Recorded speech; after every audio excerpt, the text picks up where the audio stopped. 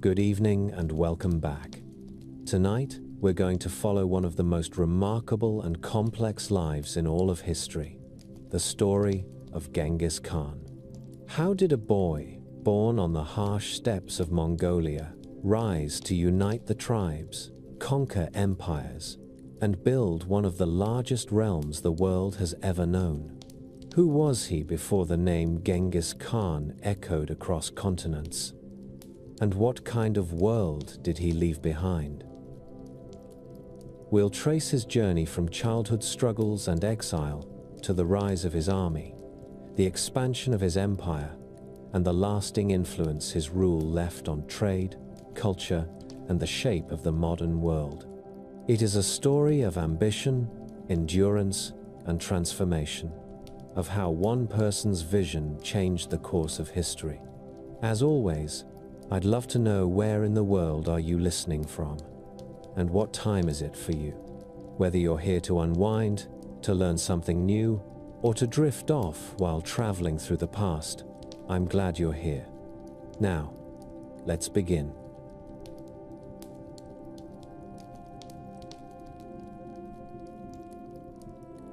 The wind is the first teacher on the Mongolian grassland. It hardens the skin, scours the eyes clear, and carries 1,000 scents that mean life or danger. In that wind, on the banks of the Onon River in the 12th century, a child named Temujin entered a world that measured worth in horses, kin, and courage. Later chronicles would remember an omen at his birth, that he clenched a clot of blood in his fist, a sign on the steppe that the child would grow into a fighter. Whether or not the omen was real, the life that followed gave the legend a tight fit. Temujin belonged to the Borjigin, a lineage that claimed the blue wolf and fallow doe as ancient ancestors. His father, Yasuge, led a small following that hunted, raided, and bartered across the valleys east of the Khingan. His mother, Ho Lun, was not Borjigin by birth. She had been taken as a young woman from the Olkunut people, while betrothed to a Merkit man named Chiledu. Yasuge led the abduction during a ride along the Onon. The act was common in steppe politics, cruel to modern eyes, yet woven into the fabric of alliance and vengeance. Ho Lun adapted to her new life with a will that would later keep her children alive when the tribe turned its back. The boy was named in a manner that linked private memory and public rivalry. Yasuge had recently captured a Tatar called Temujin Uge, and so the newborn took the captive's name. The Tatars were old enemies of the Borjigin, loyal to the great Jin state beyond the frontier. To carry the name of a defeated foe was a reminder of the unsettled balance between the tribes, a small victory recorded in a family cradle. The steppe shaped the first education of Temujin. He learned to sit a shaggy pony before he could speak in full phrases. He learned to track gazelle, to judge the weight of a river by its sound, and to read the lines of a distant ridge for the movement of men. A child in a felt tent learned early that hunger waited at the edge of the firelight. In spring, the herds foaled and lambed. In summer, the families drove their carts to richer grass. In autumn, the men hunted and raided. In winter, they went quiet and watched the horizon for enemies. There was no palace tutor, no book laid open on a table, but there was a school of keen observation, of weather and horseflesh and human temper. Temujin's earliest political lesson came with his first betrothal. When he was perhaps 9, Yasuge arranged a marriage with the Ongirat, a tribe that controlled good pasture along the Kerulen. The girl was called Borte. She came from a family whose elders understood that marriages joined more than 2 people. Yasuge took his son to the Ongirat camp to live for a time among his future in-laws, according to custom. On the journey home, Yasuge stopped to share a meal with Tatars, who recognized him and poisoned him. He reached his own camp alive, but the poison finished its work. The death of a chieftain often meant the splintering of his people. In this case, it meant the abandonment of a widow and her children to the lean edges of the steppe.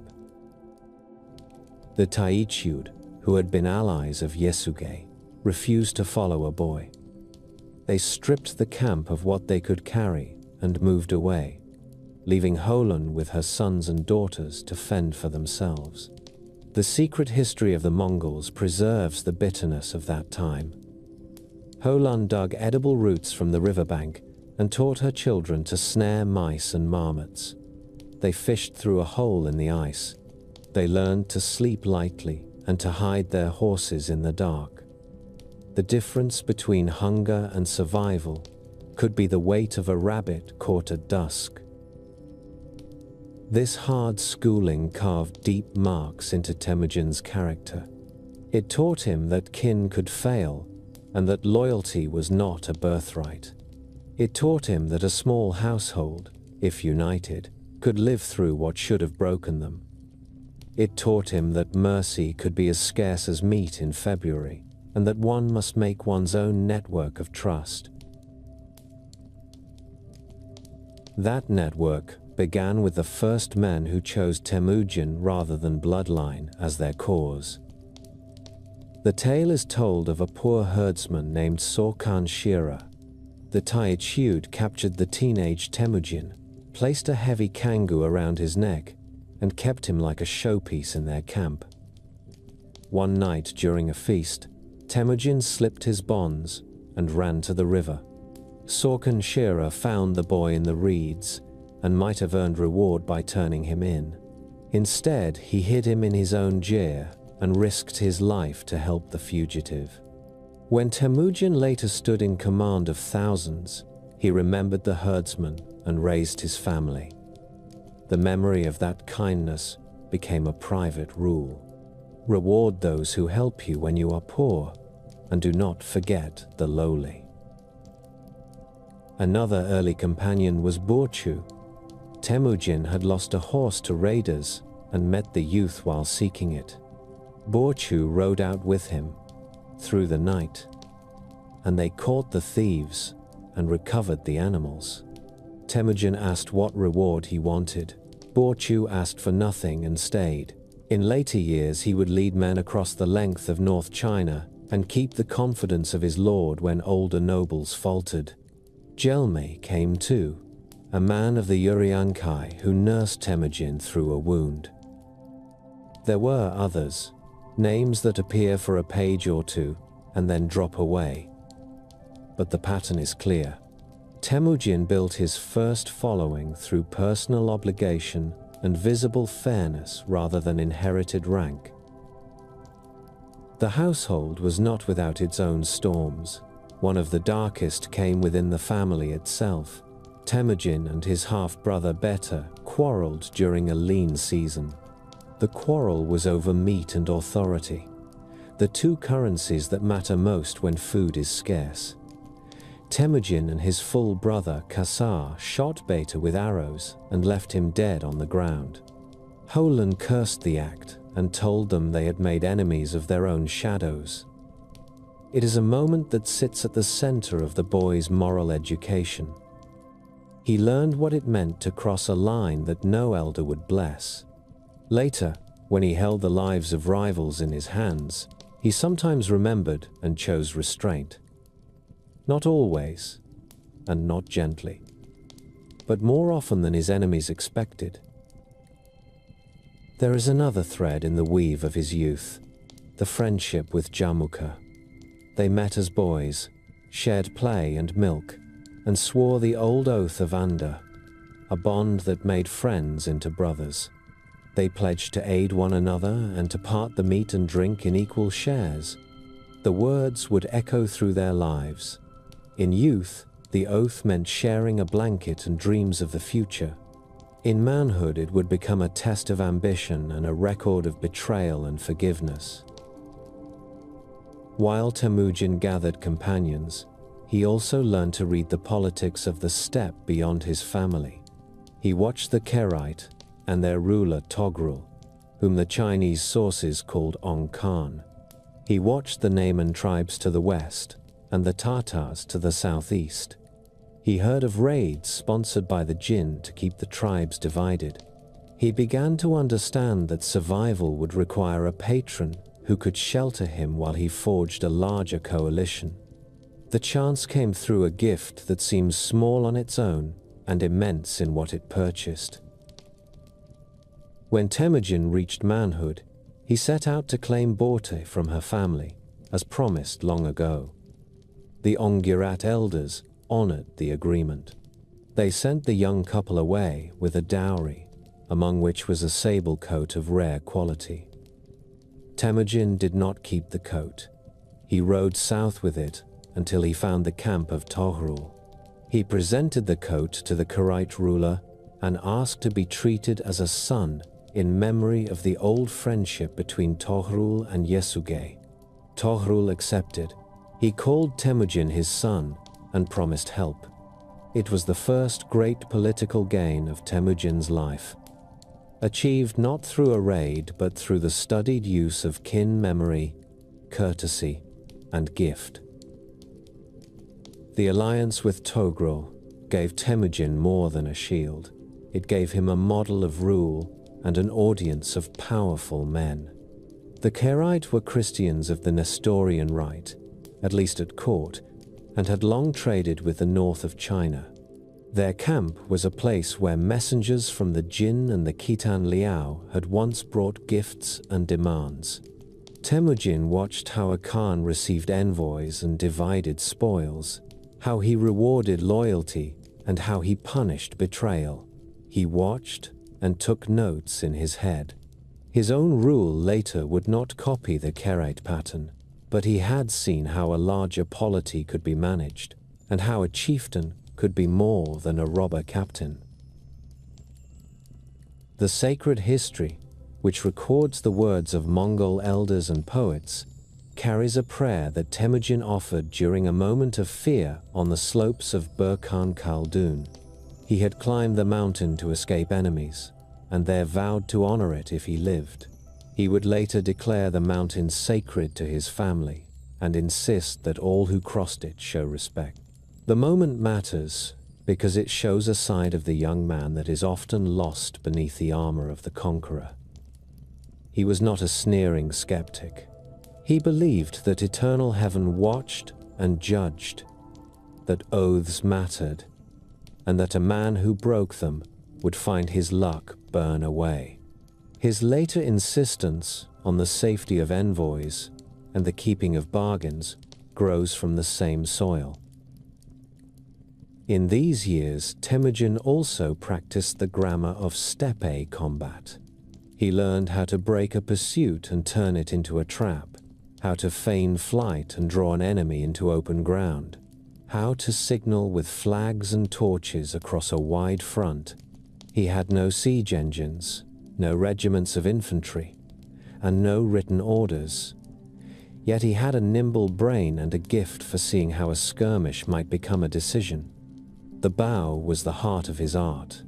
A Mongol bow was a layered thing of horn, wood, and sinew, short enough to use from the saddle, yet strong enough to punch through armor at distance.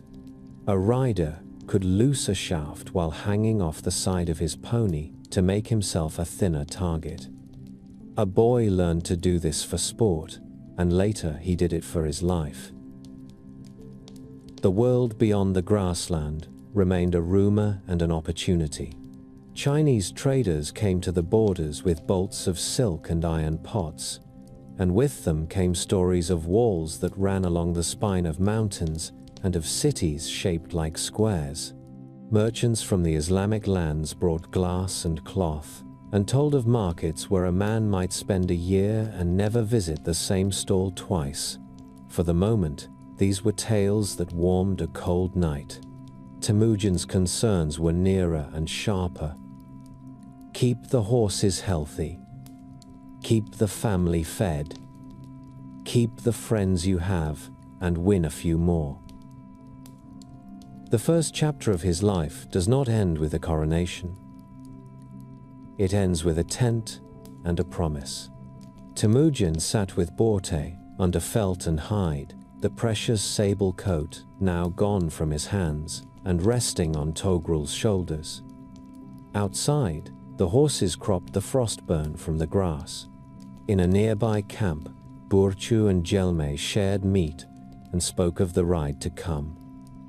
Somewhere in the dark, Jamuka thought of his Anda and of the day when they would ride together again. The boy who had learned to dig roots from frozen ground had begun to learn a different art, the one in which a man arranges people as carefully as he once arranged snares for rabbits. The wind pressed against the gur and hissed its approval through the seams. The break of day on the steppe can be kind or cruel. On a morning that lived in memory for a lifetime, it was cruel. Temujin's camp lay quiet along a fold of ground near the Onon. Smoke from the night fires thinned into the cold air. Horses cropped at the rim of light. The men who stood watch felt more ease than they should have. The Merkit riders came out of the pale dawn like a flock of crows that had chosen a single kill. They had old business with Holun's family, and with the man who had taken her from them. They came for vengeance, and for women. They found what they sought. The attack was sudden and well chosen. The smaller camp could not hold. Temujin fought to cover his family, then broke away with a few companions and drove his horses for the slopes of Burkan Khaldun. Bort could not escape. She was taken with other women and children and carried north toward the Merkit pastures. The old story of abduction had come again to the Borjigin, this time as a wound rather than a bargain. In the rough shelter of birch and stone on the sacred mountain, Temujin spoke to the sky and to the land. He swore to honor the mountain if it saved him. He sent word to two men whose names mattered more than any other. One was Togrul, the Karaite ruler who had accepted him as a foster son when Temujin placed the sable coat in his hands. The other was Jamuka, the sworn brother of his youth. Both answered. The calls of blood and oath carried weight on the steppe when the debt was plain. What followed was the first large command that Temujin had a hand in shaping. The Karaite arrived in strength. Jamuka brought a tide of riders from his own following. Temujin, still a minor leader, added what he could. Together they tracked the raiders across rivers and through willow-choked valleys. The Merkit had taken their prize to a camp where they felt secure among kin. Security is a dangerous sentiment on the steppe. The allied host came upon the camp at speed. Arrows rose and fell like blown thistles. The Merkit broke and scattered along the watercourses. Borte was found alive and brought to Temujin's arms. Holun's younger sister was also rescued. In that moment, the alliances that would shape the next decade were forged in gratitude and in a common victory. The camp that formed in the wake of that triumph was a living school. The Karaite had traveled with their court clerks, their men-at-arms, their priests of the Nestorian rite, and messengers who knew the tracks that led to the Jin frontier and beyond. Jamuka's riders brought a princely swagger born of long pedigree. Temujin brought a smaller circle of men who believed in him for reasons that had nothing to do with ancestry. For a time, the three camps braided together.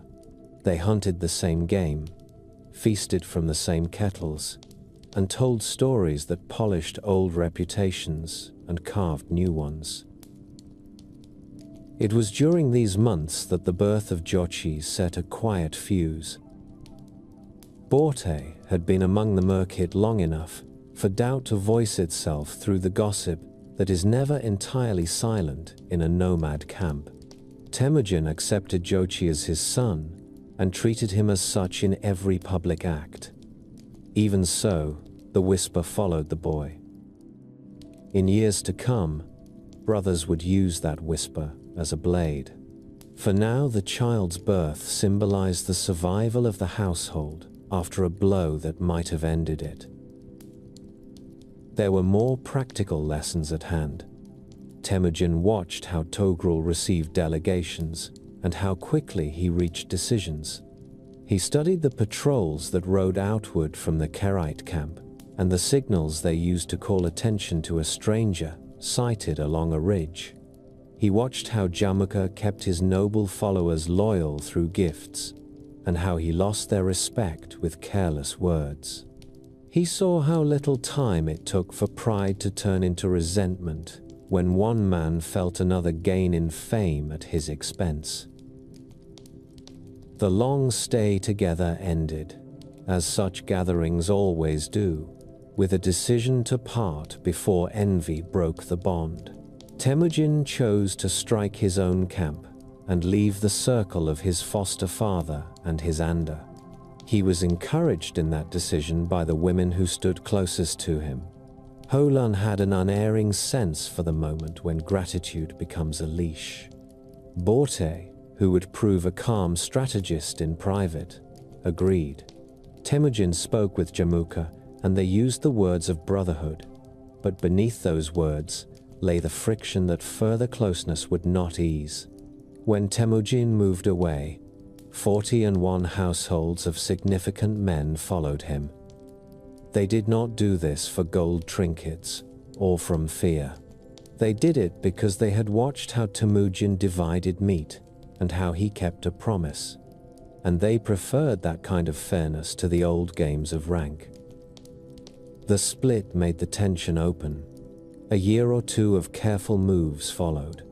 Camps shifted as each leader weighed pasture, water, and the drift of alliances across the steppe.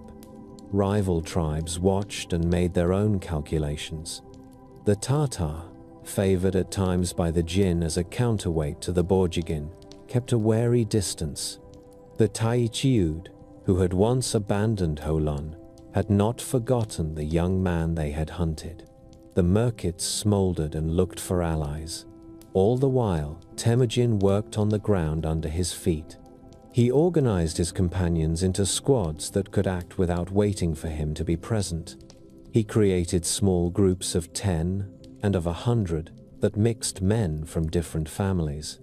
He did this in embryo, long before he had the power to make every tribe accept such a change. The habit of breaking old lines and drawing new ones based on service began here and not later. War announced itself at a place remembered as Dalan Baljut. Jamuka had the larger following and the older names. He had also gathered a coalition of clans who feared what Temujin represented. They did not want a world where a herdsman's son might outrank a prince. They wanted the old order to continue, with its clear pecking of privilege at every feast. When the two hosts met, the sky was thick with kestrels, and the ground shook with the drumming of hooves. Temujin's men fought hard, but were outnumbered. He took a wound and barely escaped with his life. Jamuka did not content himself with victory. He ordered the boiling of captive leaders and the mutilation of others. That cruelty made a mark more lasting than the battle itself. Men who had served Jamuka felt shame and fear. Some drifted away in the months that followed and found Temujin's camp, where they were received, forgiven, and employed. Temujin did not fall into despair after Dalan Baljut. He did what he always did. He moved, listened, and rebuilt. There is an account that suggests he spent time in the lands of the Jin, perhaps as a mercenary, perhaps as a prisoner who found a way to make his captors see his utility. Chinese envoys later wrote of a Mongol leader who learned something of their ways before returning to the steppe with a sharper sense of the world beyond it. Whether this refers to Temujin or to one of his close circle, the effect is visible in any case. When he reappeared with purpose, he carried with him a deeper understanding of the power that lay across the frontier, and of how frontier politics could be turned to his advantage. By the middle of the 1190s, the map of the steppe had changed again. Temujin resolved old scores with a mix of ruthless blows and careful pardons. He turned against the Tatars, long the source of family grief. In a campaign that cut through their pasture like a knife through felt, he broke their power. He killed or dispersed their chiefs and folded the rank and file into his own following. One man among the captives confessed that he had shot Temujin's horse from under him in battle. Temujin admired the man's honesty and courage and spared him. He gave him a new name, Jebe, the Arrow. The man became one of his most skilled commanders, a cavalry leader whose eye for terrain and instinct for surprise would terrify enemies from Manchuria to the Dnieper. At the same time, Temujin used his connection to Togrul to settle matters among the Karaite. A faction had risen against the old ruler. Temujin rode in support, put down the rebellion, and left the Karaite throne more secure. That act pleased the older man, as a father is pleased by a son who has acted with sense. It also raised murmurs among those who watched with jealousy. Temujin's prestige grew with each success. Prestige on the steppe is as dangerous as it is useful. It gathers men and notice in equal measure. The connection to the Jin court continued to play its part. In 1196, the Jin turned against some rebel Tatar groups and called on steppe allies to join the punitive expedition. Temujin answered. He fought well, sent prisoners and heads as proof of service, and received a title and gifts in return. That brief alignment with a sedentary empire bewildered some of his enemies and pleased others who saw in it the mark of a leader who could move across boundaries without embarrassment. Temujin took what he needed from the alliance and gave back only what did not cost him dearly. Around this time, his household grew more complex. His sons by birth were now old enough to begin to ride with small companions and to learn the work of command in the smallest measure. Jochi, despite the shadow of rumor, showed courage and generosity. Chagatai showed a hard sense of law and an iron mouth. Ogedei had the gift of friendship, a man who could calm a quarrel before it hardened. Tolui, the youngest, had a fire in him that men noticed when he was still a boy. Temujin watched his sons as carefully as he watched his officers. He arranged marriages that would bind tribes to his tent. He listened to Borte, who advised him in private, and to Holan, who never lost her taste for blunt truth. The old friendship with Jamuka did not go quiet. From time to time, messages passed and efforts were made to find a way back to the simplicity of youth. The steppe does not often allow such wishes to complete themselves. Jamuka could not accept a world in which men of no lineage stood beside princes. Temujin would not return to the old hierarchy. Their paths diverged even when their words tried to meet. Defections continued to wear down the old guard. Men who had been present at the boiling of captives after Dalan Baljut found themselves unable to shake the memory. They chose a camp where justice felt cleaner even when it was hard. Some came after a private quarrel with a chief who had slighted them. Some came because a shaman had spoken of a destiny written in the sky. Some came because they wanted their sons to rise higher than they themselves had risen. Temujin welcomed them with a measured hand. He distributed them across his growing units and made sure that no man served only with his cousins and brothers. That decision, small at first, would become the skeleton of a new order. The years around the turn of the century were a crucible. Temujin had failed, retreated, learned, and returned to the field stronger and more sure. He had bound himself to a powerful patron and begun to know that a patron can be both a shelter and a future problem. He had saved his wife and his honor with borrowed strength and repaid that debt with service and victory. He had turned enemies into commanders and whispers into discipline.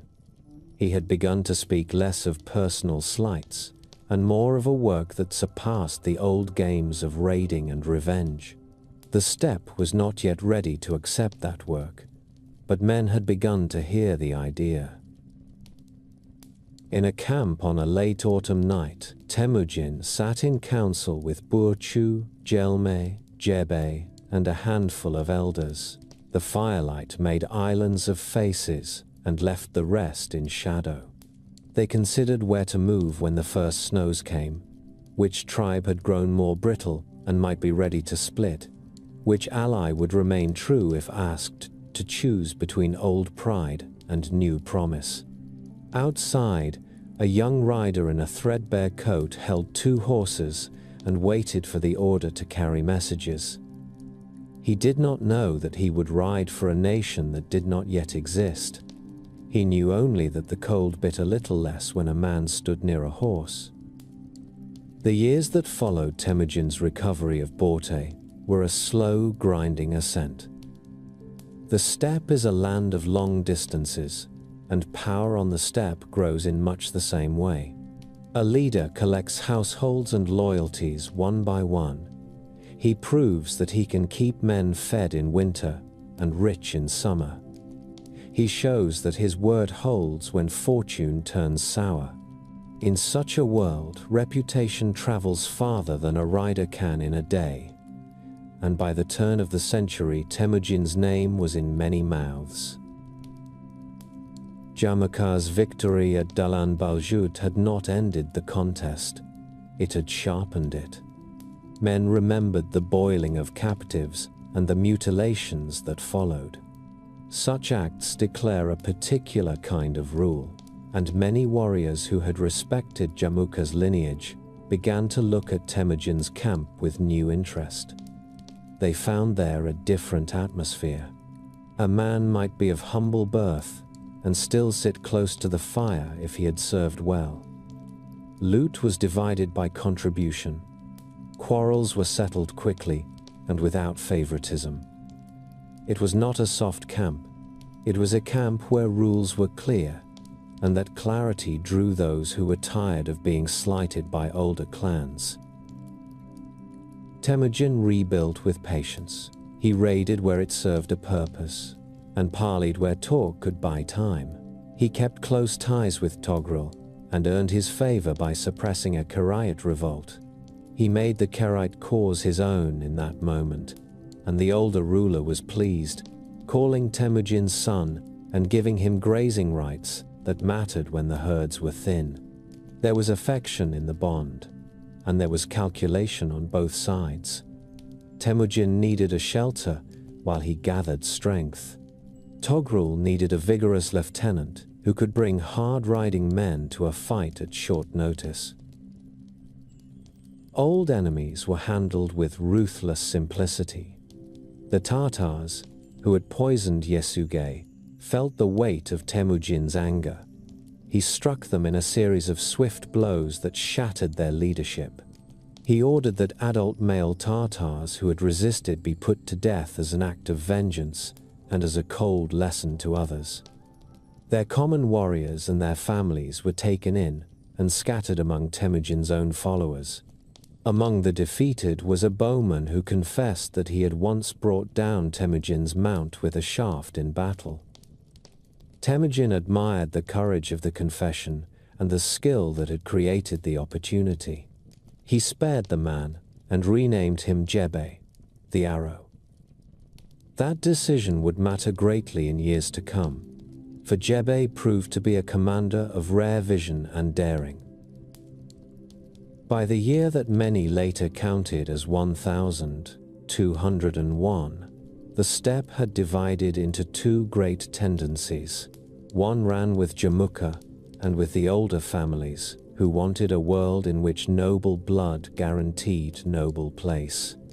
The other gathered, sometimes quietly and sometimes with noisy celebration, around Temujin and the idea that talent and loyalty could outrank pedigree. The lines did not fall cleanly. Brothers were sometimes on opposite sides. A man could admire Jamuka's glamour and still dislike the cruel spectacle that had followed Dalan Baljut. A man could mistrust Temujin's disregard for ancient privilege and still seek his tent because he was tired of being ignored by princely cousins. The steppe world is never a simple field of chessmen.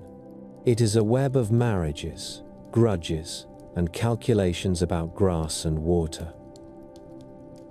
Rival coalitions formed.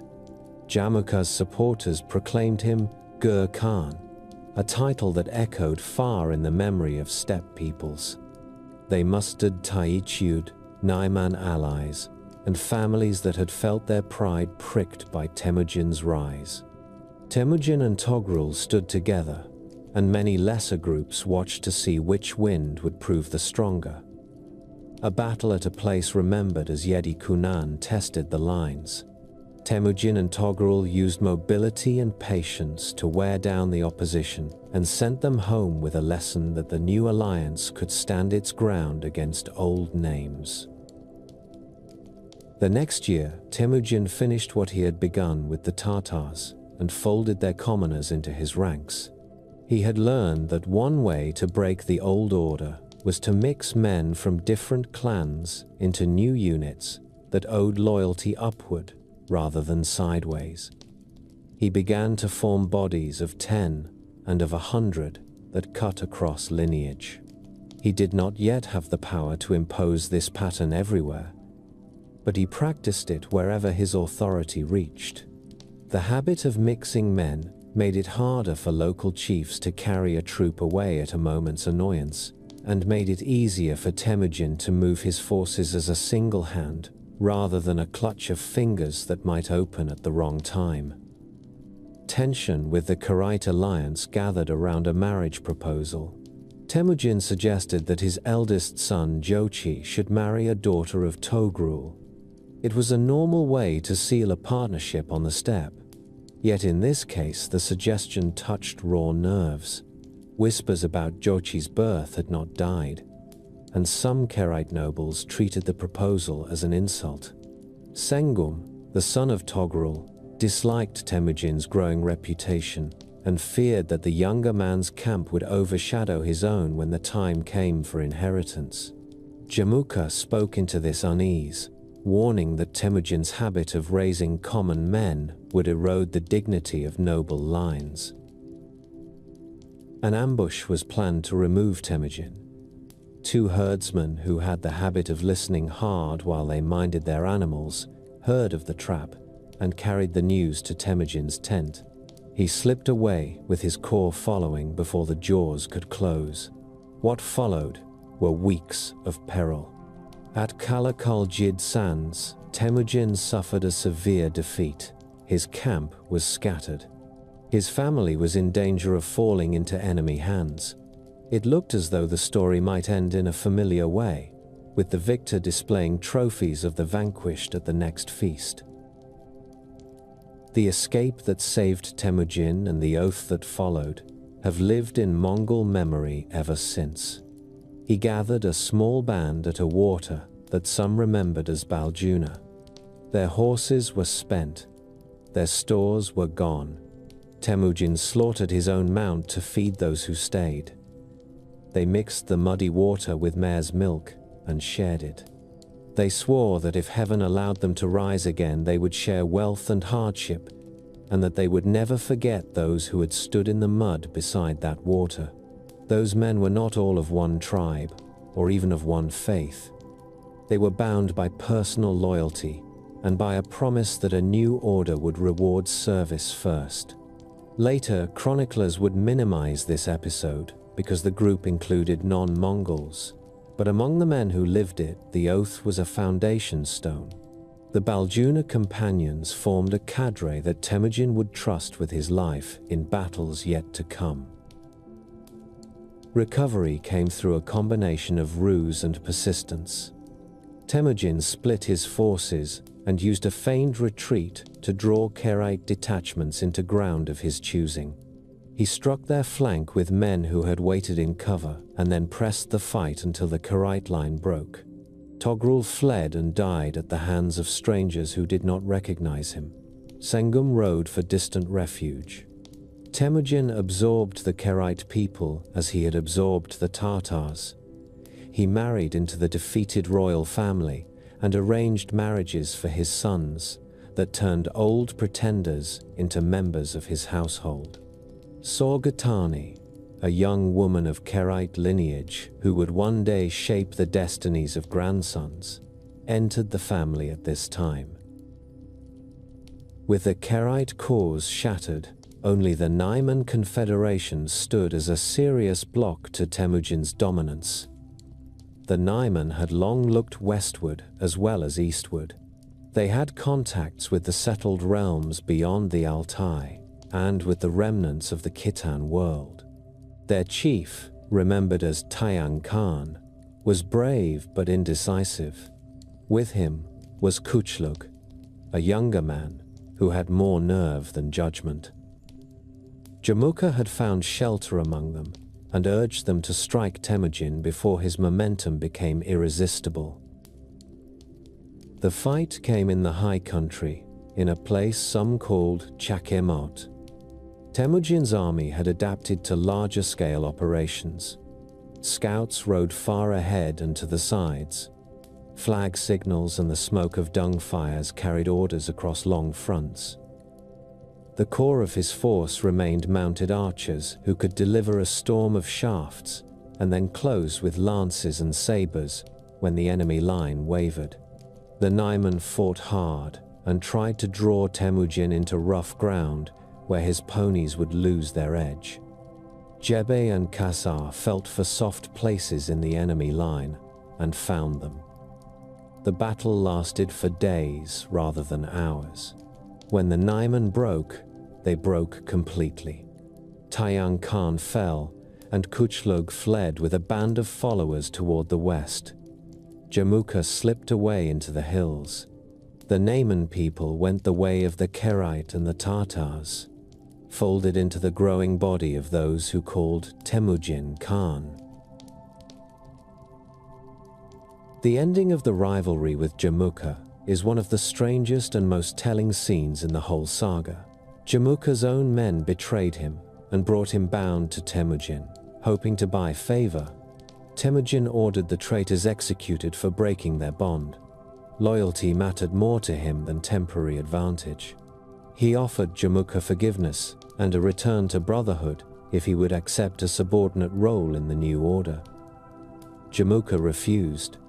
He asked for a death that would not spill his blood, the last privilege of a prince. Temujin granted the request.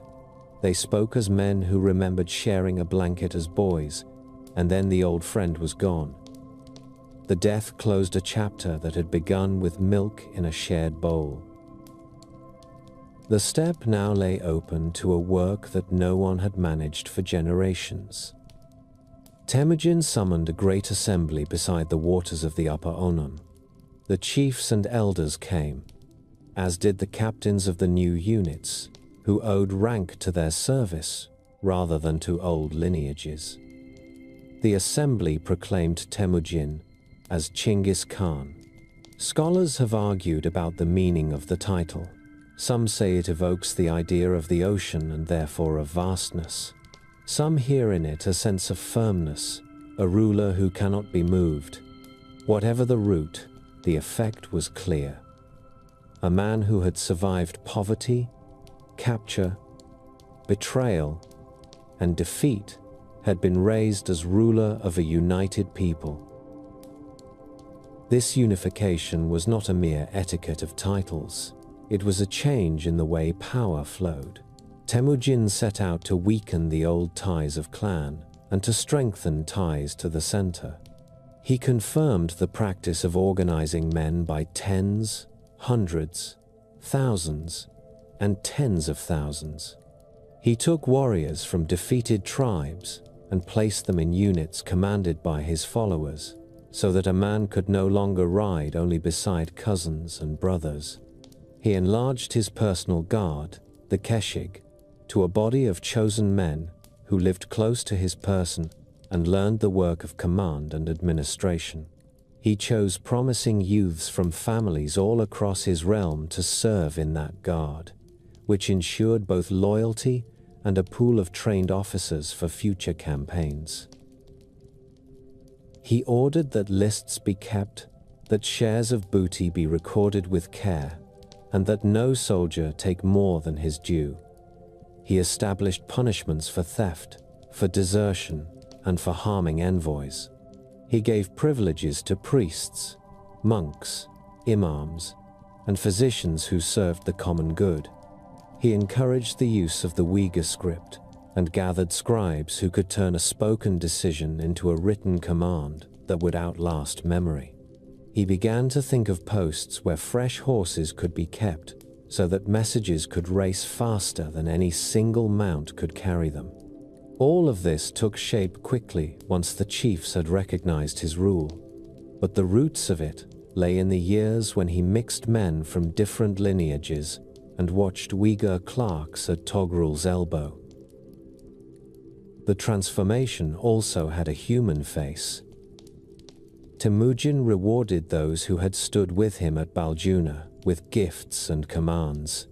Burchu and Jelmi received the honor due to men who had saved lives and kept faith through disaster. Jebe was given scope to plan and execute far-ranging strikes. Mukali, a stalwart who would later bring whole provinces under control, rose as a pillar of the new order. The wives and mothers who had kept the tents warm through hunger also moved into view. Borte remained the calm center of the household.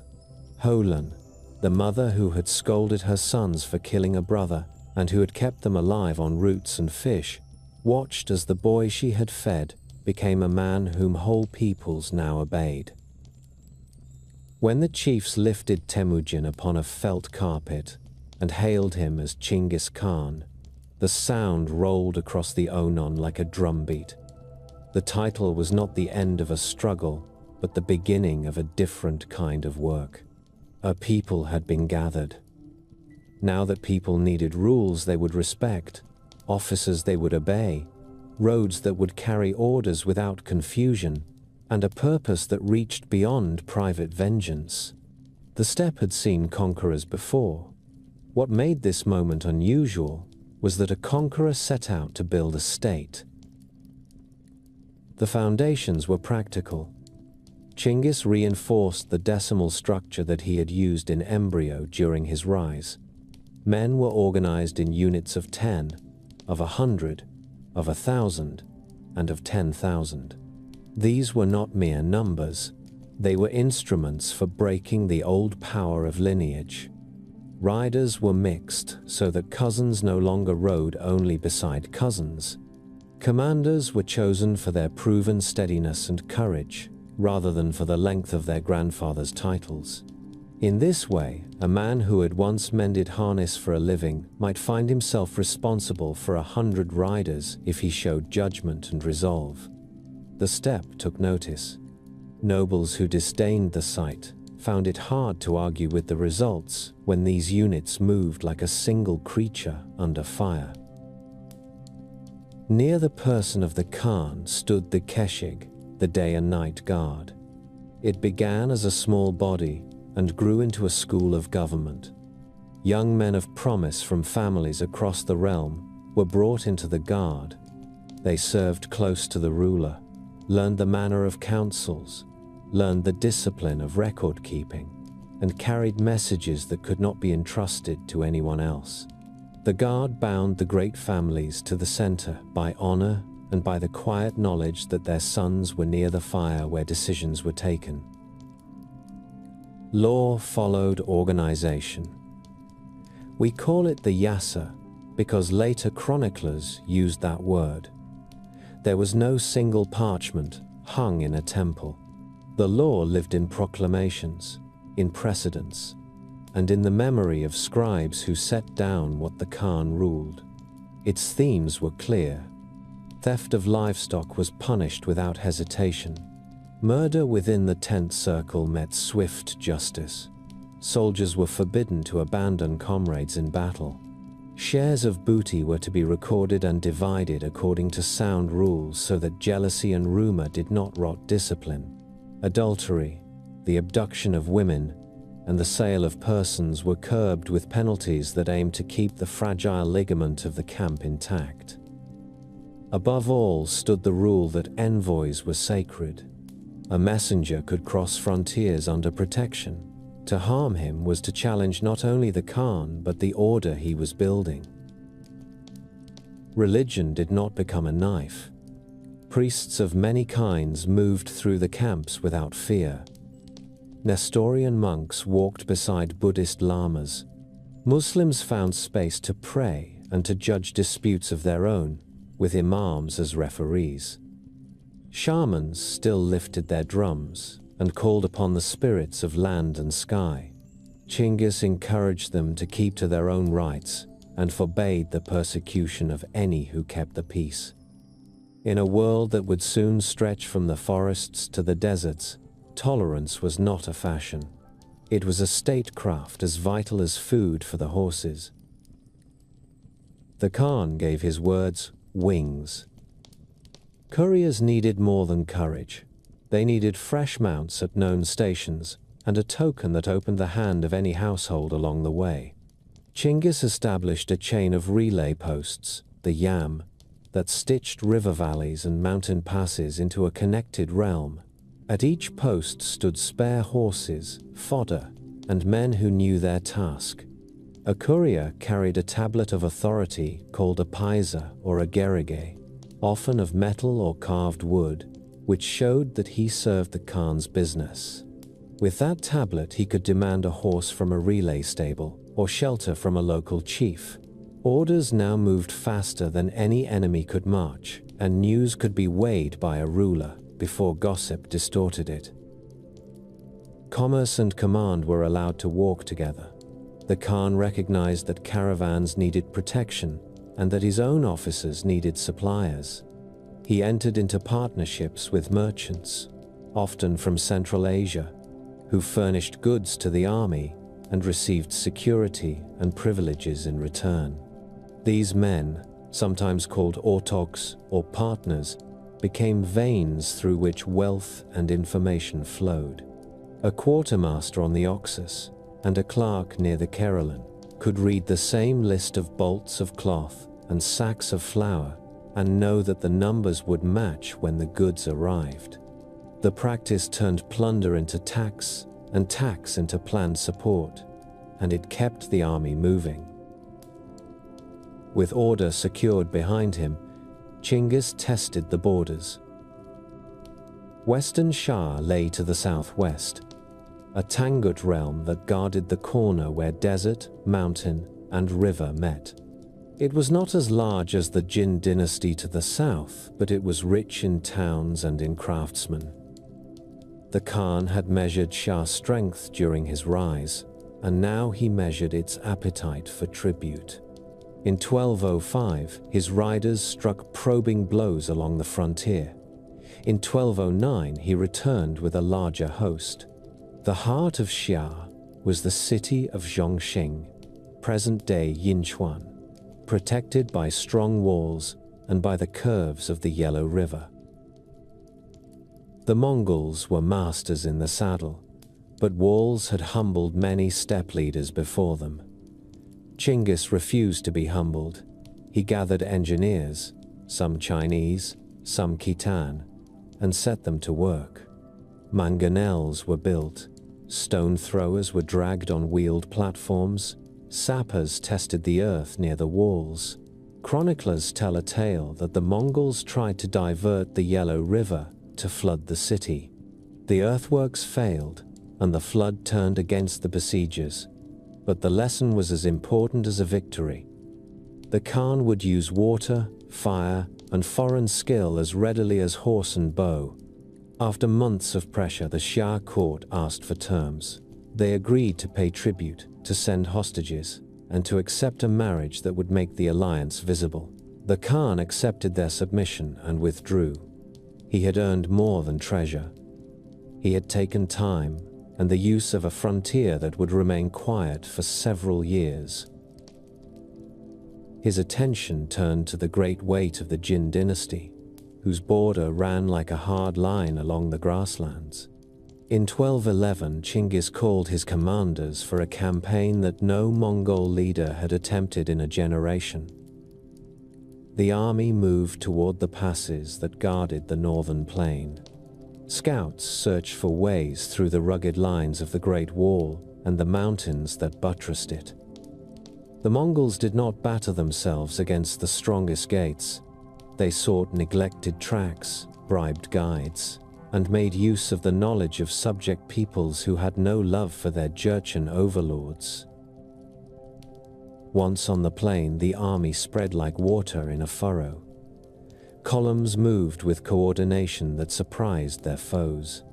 Feigned retreats drew Jin forces out of fortified positions and onto ground where a storm of arrows could break them. When the Jin assembled a grand force to meet the invaders, the Mongols flowed around it and struck at supply lines. A cavalry that could cover 50 or 60 miles in a day became a tool for strategy rather than a mere terror on a village green. City after city learned the calculus of Mongol war. A garrison that opened its gates early was spared and taxed. A garrison that resisted and caused Mongol losses was broken with severe example. The policy was not sentimental. It was police work on the scale of provinces. Terror was a language that the Khan used to reduce future costs. At the same time, artisans, clerks, and scholars were protected when possible and moved north to serve the growing state. Families of craftsmen were resettled with care. Their skills were a treasure that the Khan understood and kept. Not every blow fell from the hand of Chinggis himself. Mukhali, a commander of quiet stature, proved to be a pillar in the northern plains. When the Khan returned to the steppe, he left Mukhali with authority to hold and expand the Mongol position in Jin territory. Mukhali did this with patience and steel. He accepted the surrender of towns, placed Daragachi overseers to collect revenue, and used local administrators to keep granaries and courts working. In a sense, the Mongols annexed governance itself and learned to wear it with a confidence that surprised their enemies. The campaign built reputations. Jebei, the archer spared years before, showed a feel for the enemy that verged on second sight. He would press hard when a line trembled and sit like a stone when a trap invited him forward. Subutai, younger and quiet, began to find his place in the councils. He studied maps of river courses and mountain spurs and thought in terms of seasons rather than days. Together and apart, these men created a style of strike that would later sweep across half the world. Family stood within the circle of war. The Khan's sons rode in separate wings of the army so that each could learn the burden of command without constant supervision. Jochi gained a name for generosity towards surrendered communities and for a talent in managing men of mixed origin. Chagatai showed a severe sense of law that impressed soldiers and angered some allies. Ogedei proved a reconciler who could soothe disputes before they became fractures. Tolui, still the youngest, watched and learned with fierce attention. The Khan watched them all and took counsel from Borte in the privacy of the tent. He had not yet named a successor, and the question lay like a sealed jar on a shelf, noted and left closed for later. The Jin court struggled to read this new enemy. They sent enormous armies to retake towns, only to find themselves shadowboxing against riders who would not stand still. They called for southern reinforcements and moved their capital to Kaifeng when pressure mounted in the north. In 1214, a treaty was struck near Zhongdu that offered gifts and a promise that the Jin would move the court away from the front. The Khan took the gifts and observed the promise while the ink dried. When the Jin court broke obligations that had been part of the understanding, fled south, and attempted to rebuild, the Mongols returned to the siege. In 1215, Zhongdu fell. Fire and sack followed. The city that would one day be called Beijing learned what it meant to resist a people who kept a ledger of every promise kept and broken. Behind the storm stood scribes who made sense of it for the center. Uyghur clerks recorded lists of surrendered families and inventories of granaries. Persian accountants began to appear at camps and weigh the claims of merchants who supplied the army. Translators moved between Chinese, Turkic, Mongolian, and Persian with astonishing speed. The Khan listened to men who could explain the tax systems of settled states and show him how to take revenue without killing the source of it. The presence of such advisors did not make him a bureaucrat. It made him a ruler who never hesitated to use a good idea from any quarter. The army itself changed as it learned. Siege engines were now part of standard kit when a major city was the target. Fire pots were thrown with cords that whined in the air.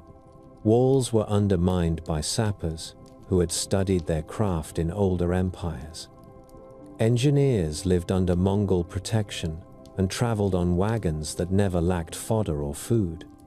When the army struck deep into the plain, detachments rode with their own smiths, carpenters, and physicians.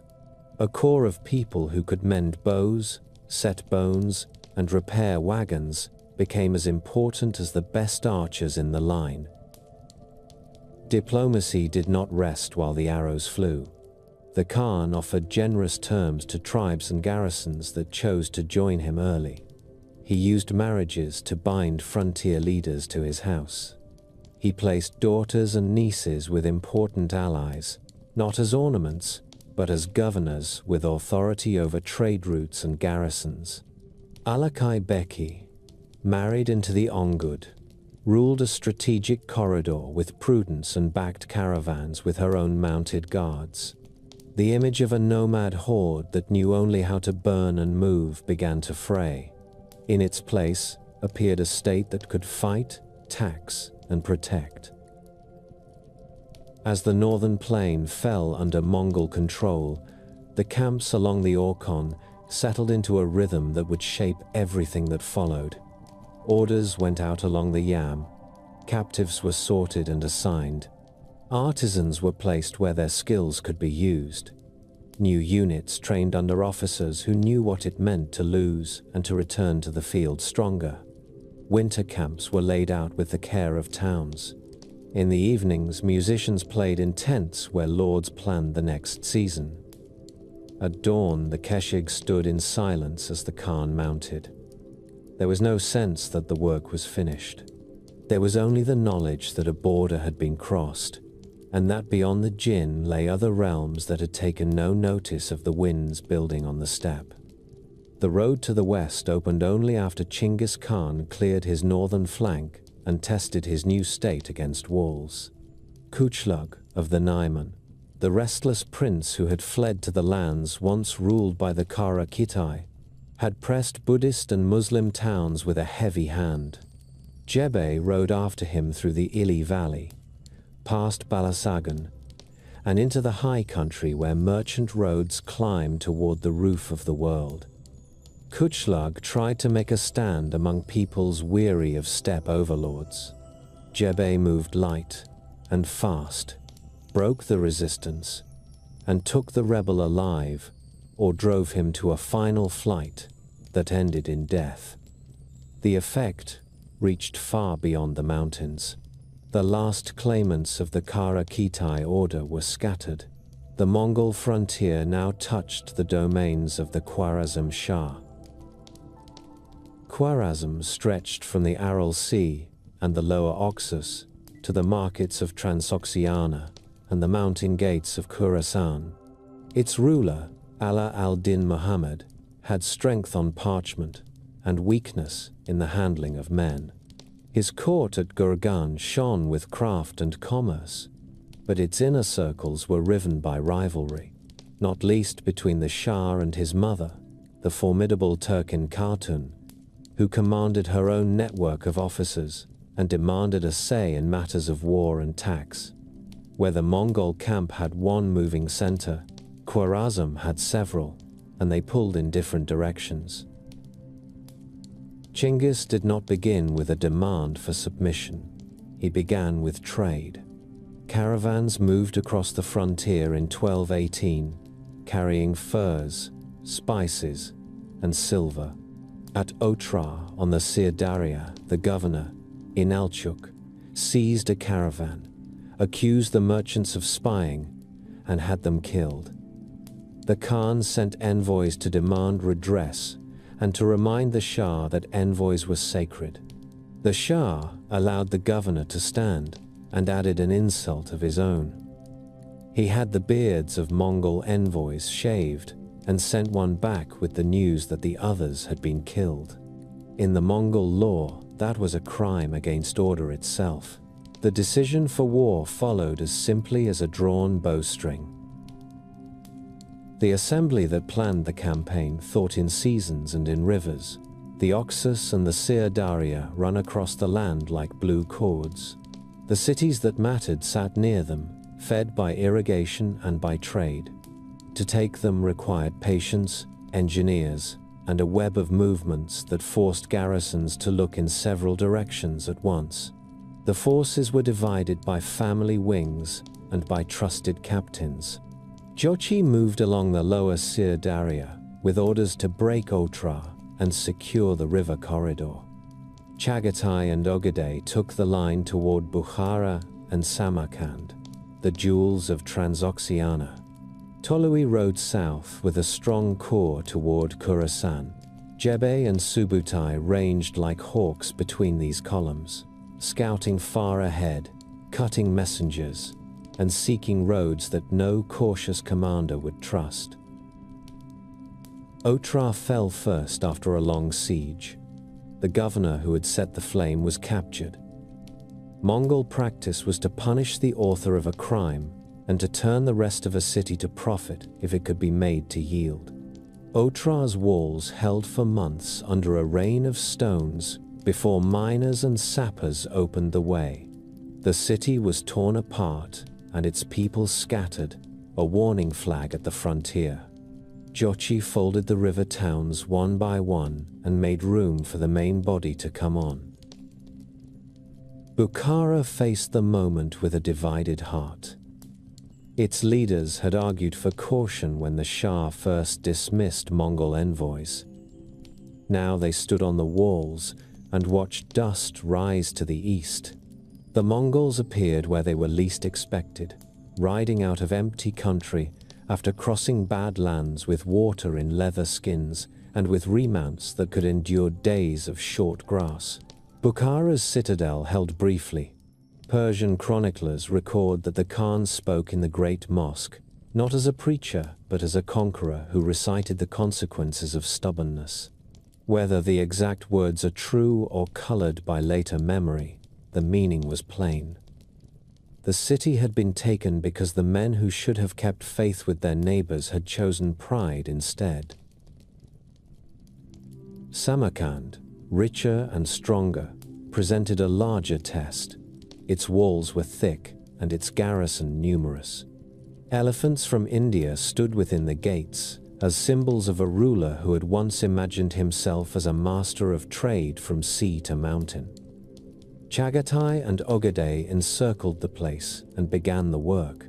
Chinese and Khitan engineers assembled traction trebuchets and counterweight engines. Naphtha throwers built their frames.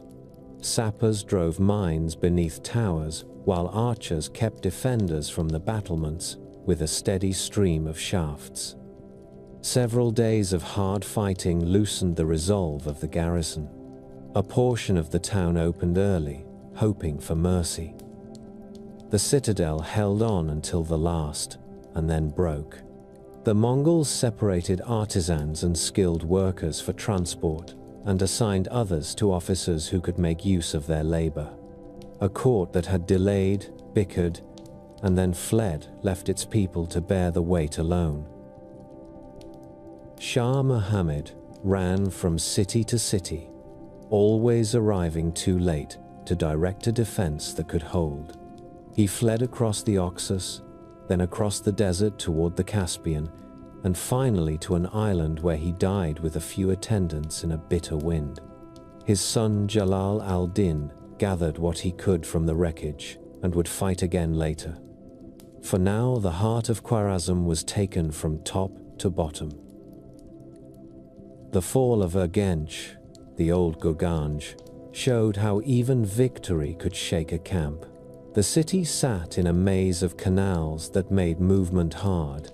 Its defenders fought with a stubborn courage that surprised the attackers. Jochi and Chagatai clashed over how to handle the place and its people. Jochi favored a negotiated surrender that would preserve wealth and lives that could be taxed and used. Chagatai demanded punishment to the limit. Their quarrel reflected old friction and the sharpness of rumor about Jochi's birth. Chinggis sent Ogaday to adjudicate.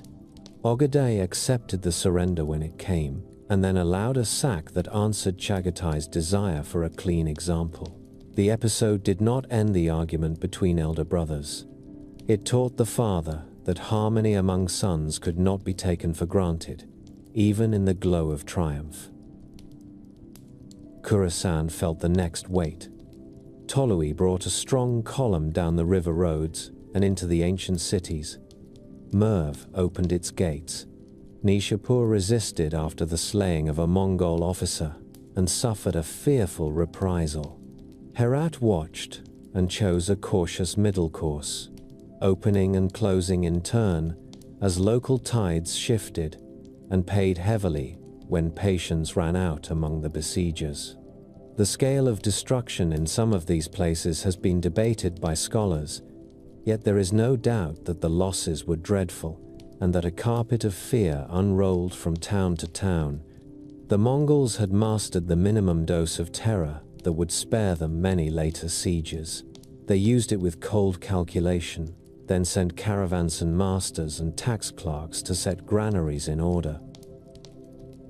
While the main armies took the cities, a drama unfolded in the mountains and passes around the Caucasus. Jebe and Subutai asked permission to pursue Jalal al-Din and to look beyond for new routes. They passed the Caspian on its eastern flank, beat a Georgian army that tried to block them, turned north along the line of the Caucasus, and forced the gates at Derbent through wit and bribes. They moved like a wind that changed direction without warning. The Cuman steppe riders fled before them and then rallied with Alan allies for a stand. The Mongol commanders sent gifts and words to the Cumans, whispered that the Alans planned to sell them if the day went badly, and split the alliance without drawing a bow. The Alans were beaten. The Cumans were hunted in turn. The lesson was the same from the Oxus to the Black Sea.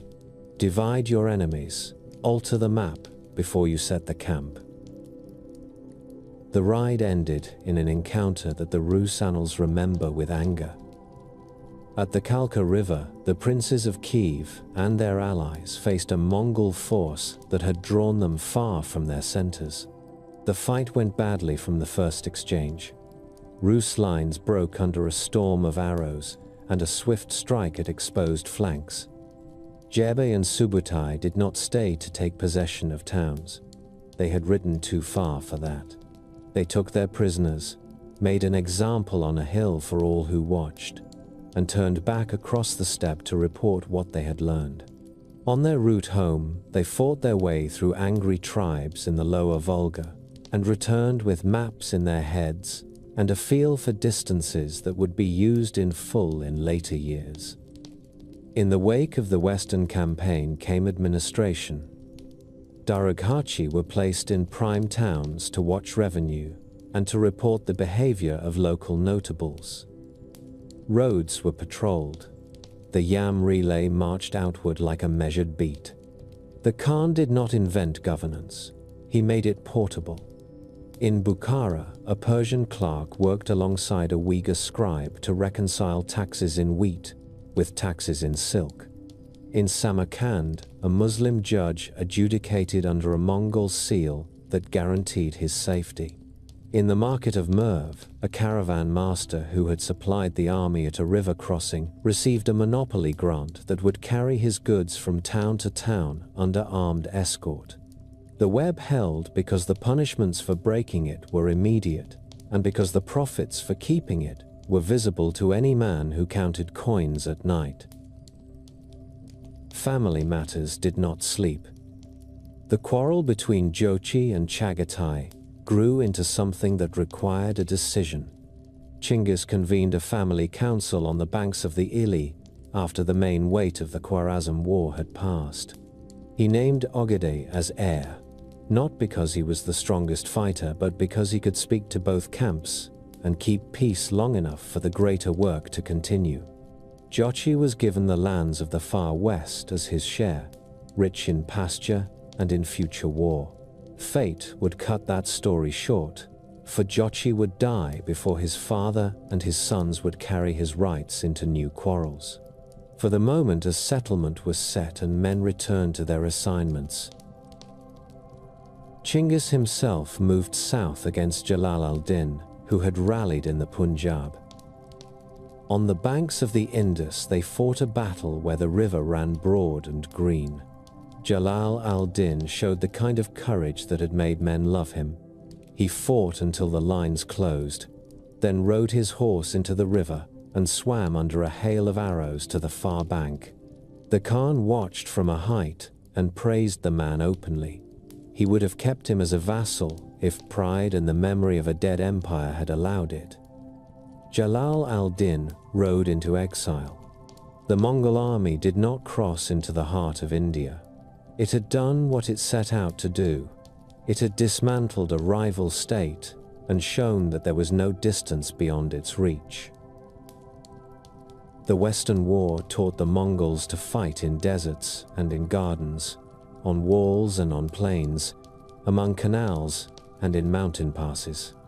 It introduced them to oil fires and to the sweet skills of potters and smiths whose fingers could make what steppe camps could not.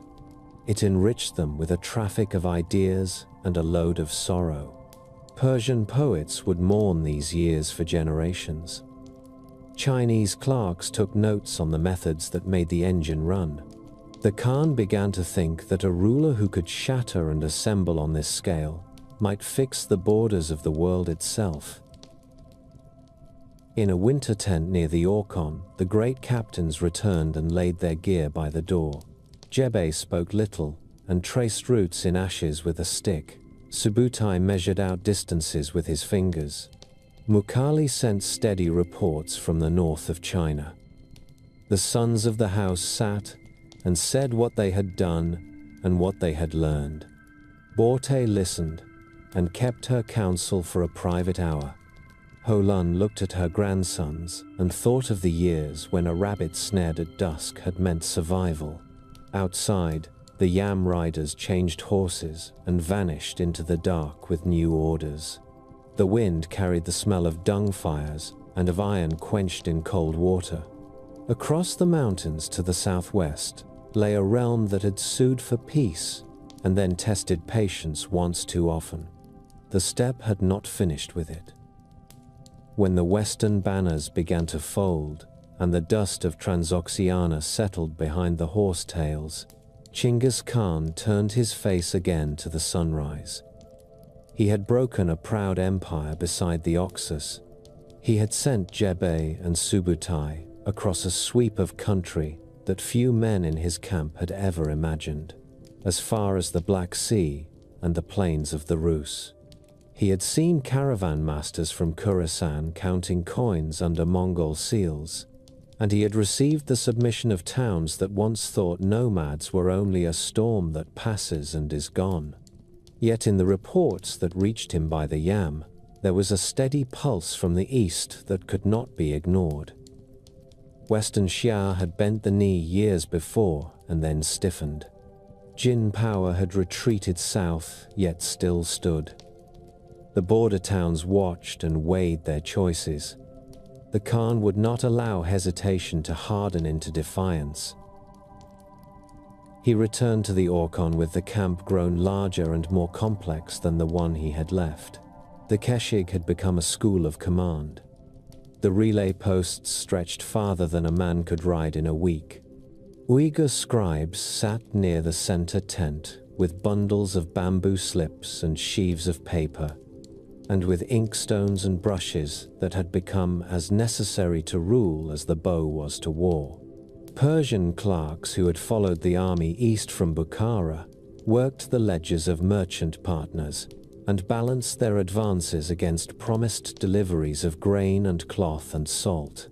A Khitan scholar named Yelu Chukai stood at the edge of councils and spoke in a voice that was quiet and stubborn. He had served the Khitan Liao in his youth and had read histories that measured the rise and fall of Chinese dynasties. He did not tell the Khan to be merciful because mercy wins praise. He told him to tax because taxes fill granaries and pay soldiers for more than one season. Kill and you take tribute for a day. Count and you take revenue for a generation. The advice suited a ruler who had learned to use any tool that worked. Chinggis did not stop fighting. He learned when to stop destroying. The family that anchored the tent had changed as well. Jochi had been given the lands of the far west, rich in pasture and promise. The quarrel with Chagatai had cooled in public under the decision that named Ogedei as heir. Tolui remained closest to his father in the field and had become the hand that tightened a siege when others flagged.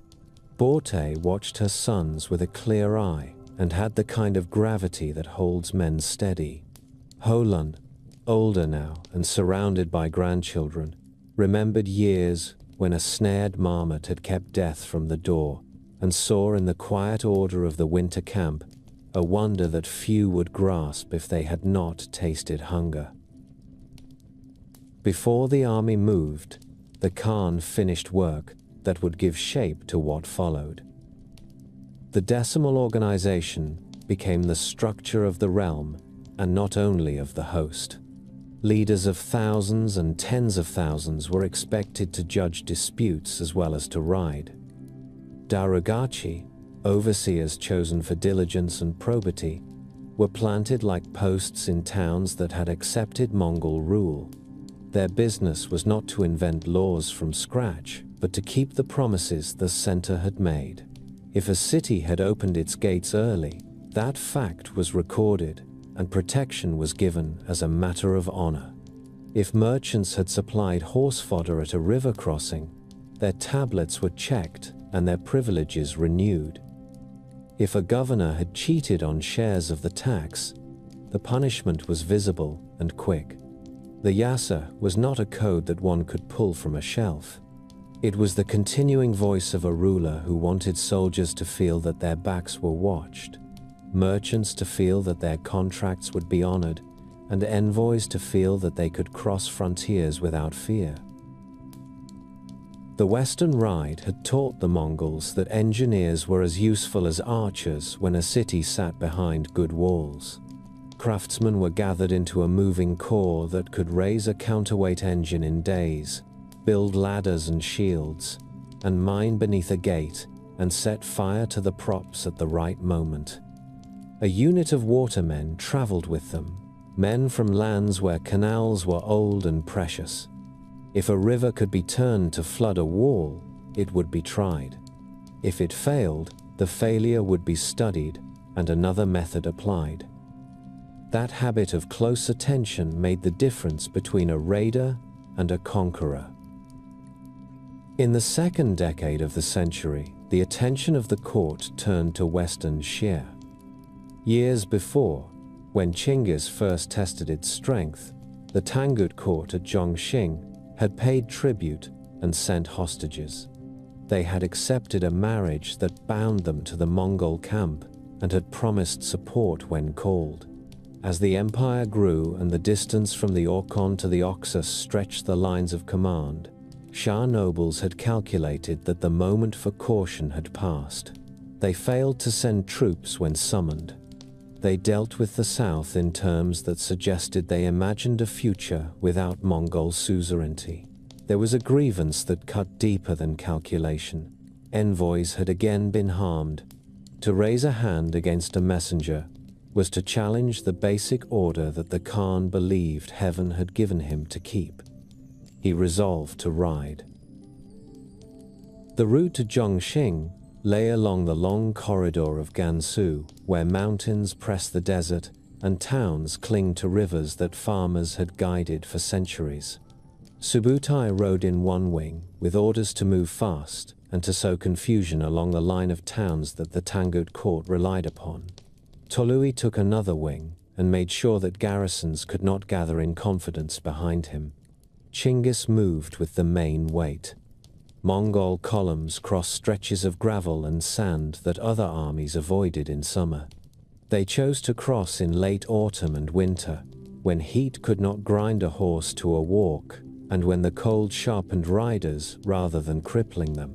People in the towns along the Ezhin and Xiang rivers looked up one morning to see dust clouds where none should have been, and riders where no sensible general would send them. At Haishui City and at Liangzhou, the Mongols tried every door. A city that opened early kept its craftsmen and handed over grain. A city that fired on envoys saw mangonels raised and heard stones hum through the air. Subutai cut roads that linked towns to province and province to capital. Caravans that once had run from west to east with silk and paper and worked metal now carried reports and wounded men back to Zhongxing. The court sent pleas for help in all directions and gathered what it could in the Helan Mountains to make a last line. Lingwu, which stood on the Yellow River, became the next keystone. To take it was to step across a threshold into the heartland of the Tangut. The Mongols tested the walls, found their strengths, and then applied what they had learned in China. Sappers undermined towers. Engine crews aimed at the same point for hours and then changed fire at the order of a single flag so that their stones fell where the shock would be greatest. When a breach opened, the first men through were not left to die as a lesson. They were supported and then relieved, and the fight moved inward like a tide. When Lingwu fell, the court in Zhongxing felt the grip close. The defense of Western Xia did not fail only because the Mongols were relentless. It failed because the Tangut court was a noisy place where men with rank argued as if victory could be found within a sentence. Factions that had quarreled in easier times still quarreled now. One party wanted to flee and rebuild in more distant valleys. Another wanted to trust the walls. Another wanted to beg for terms that would preserve noble privileges. The ruler sent messages that said different things to different men. In the Mongol camp, the words from Zhongxing were read for what they were. They were the speech of a court that hoped time would help it. The Khan had learned to use time for himself. He pushed past the Helan buttress and rode into the arc of the Yellow River where Zhongxing sat. The city had fine earthworks and ditches that snared horse hooves, and it had engineers of its own who understood the flight of stones and the setting of fires. The Mongol camps were laid out beyond bow range and then drew inward as work progressed. The engine park grew, a forest of frames and cords and counterweights. A steady rain of messages moved between the tents of the commanders. Tolui managed the siege lines with his quiet hardness. Subutai ranged around the ring and made sure no rescue could break through. The Khan himself moved on a slow circuit from point to point, speaking with leaders of hundreds and of thousands, steadying their impatience. He did not promise early victory. He promised to stay until the work was done. There is an old story that the Mongols tried again to turn the Yellow River against the city. The river is not a pet. It obeys no plan for long. The attempt did not decide the siege, but it did show a habit that would not leave the Mongol mind. If a natural force could be made to serve, it would be tried. When water failed, fire was used. When fire failed, the slow bite of mines and rams ate at the same points with stubborn repetition. In these months, a blow fell within the family that closed one path and opened others. News came that Jochi was dead far in the west. He had ruled his appanage with a measured hand, had shown generosity towards surrendered cities, and had held the loyalty of men who had once ridden against him. The rumor that had dogged his birth had never been killed. It surfaced even now that his body could not be brought east, and it stained the talk of those who never liked him. Chagatai and his captains were careful with their words. Ogedei spoke softly. Tolui kept to his work at the siege. Chinggis received the news and went into a private tent with Borte. They spoke as a man and a woman who had outlasted hunger and war, and who had learned that even a Khan cannot command the span of a life. When he stepped out, the camp saw no change in his pace. Orders continued to go out. The work did not slow. Yet those who knew him well afterward said that a line had drawn across his face that did not lift. The last phase at Zhongxing took the form that many sieges take when defenders have run out of choices. The court asked for terms and offered submission. The Khan demanded that the ruler come in person to make it good. The ruler sent a son and words. The Khan said he would accept nothing less than the person of the man who had failed to keep past oaths. The ruler would not come. The engines fired again. A portion of the wall collapsed. Assault ladders went up with their rungs slick from many hands. When the city fell, the ruler was taken and punished. The dynasty ended. Its best engineers and craftsmen were gathered and moved. Its archives were sorted. Its court poets were scattered to the winds. During the long investment, an accident altered the last pages of the Khan's life. He was no longer a young man running down a gazelle across the flats. He still hunted to keep his senses sharp. In one of those hunts, or on a ride between positions at the siege, he fell from his horse. Some said he broke bones that did not set well. Others said he took a fever from another cause, or that the strain of years had found the moment to show itself. Later storytellers embroidered the matter with tales of plots and of insults dressed as love, the kind of stories that gather around a great death, like crows around a camp. The truth that matters is simpler. He began to fail. He did not call off the siege. He ordered that the work continue to its end and that the punishment of the Tangut house be complete. He called his sons. He confirmed again in their hearing that Ogedei would be Khan after him. He told them to finish the business in the north of China and then to turn to whatever frontier pressed most hard. He told them to guard the Yam and to keep the lists, to protect envoys, to use merchants as partners, and to remember Baljuna, where loyalty had been tested in mud and cold and found true. He spoke to Tolui about the work of holding the center while the succession was carried through the proper assembly. He spoke to Borte in private and thanked her in words that no clerk set down. The death came away from the city, perhaps in the Liupan Mountains where he had moved for cleaner air. The Keshig covered the news as one covers a fire from wind. The camp functioned as if nothing had changed. Engines were still fed, messages were still carried, The last ruler of Western Xia was dealt with as ordered. When the body could move, an escort began the long journey north. There is a legend, told many ways, that the escort killed every passerby to keep the route secret, that the horses were turned over the place where the grave would lie to erase the signs, that a forest was planted over the resting place so that roots and branches would guard it. There is another legend that says a river was turned and that the waters hide him. The elders of the Borjigin say only that he was taken toward Burkhan Khaldun and that the place is not marked. He had told his sons that a king of the steppe did not need a stone to tell men where to bow. He needed only their memory and their obedience. The funeral rites were simple and sacred to men of the grass. The black tug banners were furled and the white ones lifted. Horses were led in circles around a mound of earth that did not declare itself. Shamans spoke to the eternal blue sky and asked it to receive a soul that had altered the course of peoples and rivers. Men who had shared mare's milk with him at Baljuna stood with heads bowed and remembered the taste of muddy water on their tongues.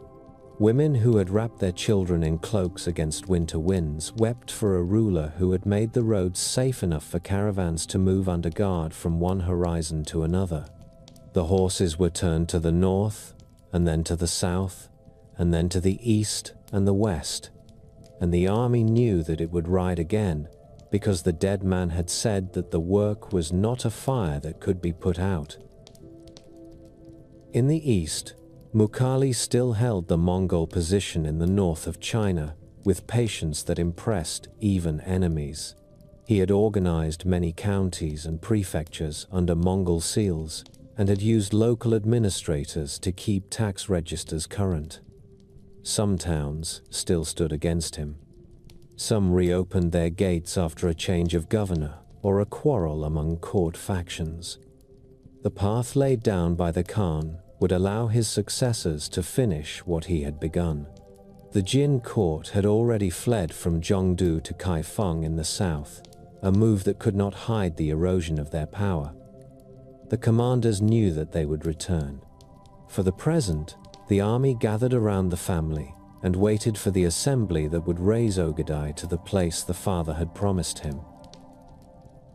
The last camp of Chinggis Khan did not empty at once. It paused for the time that custom requires when a great one goes. Distant princes were summoned to the assembly. Messengers rode along the Yam with tablets that opened doors. The Keshig stood watch over a tent where no voice called for a horse at dawn. In the workshops of the engineers, men rubbed the dirt from their hands and set tools in order.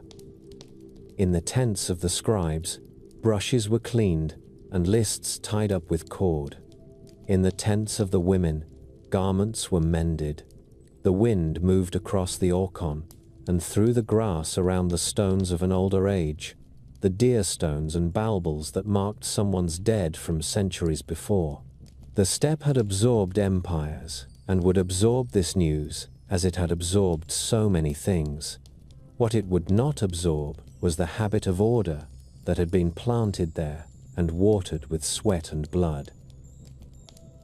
When the escort reached the north and the grave had its guard of silence, men rose from the mourning bench and saddled their ponies.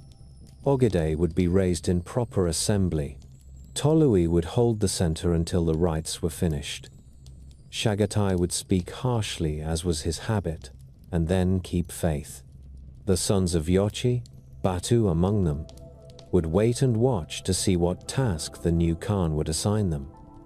Subutai would unroll maps and point first toward the passes and then toward the rivers.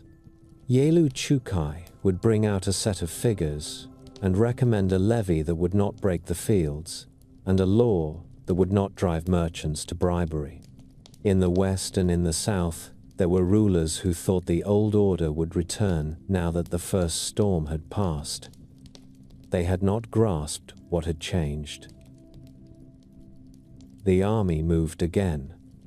not yet toward an enemy, but toward a place beside a river where men would speak the words that knit families and captains into one will.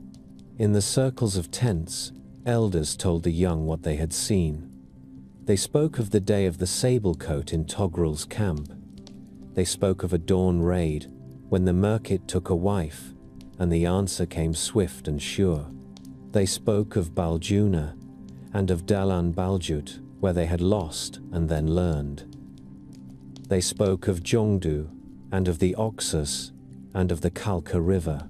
They spoke now of Zhongxing, and the river at Lingwu, and of a fall from a saddle that had shaken them more than any battle.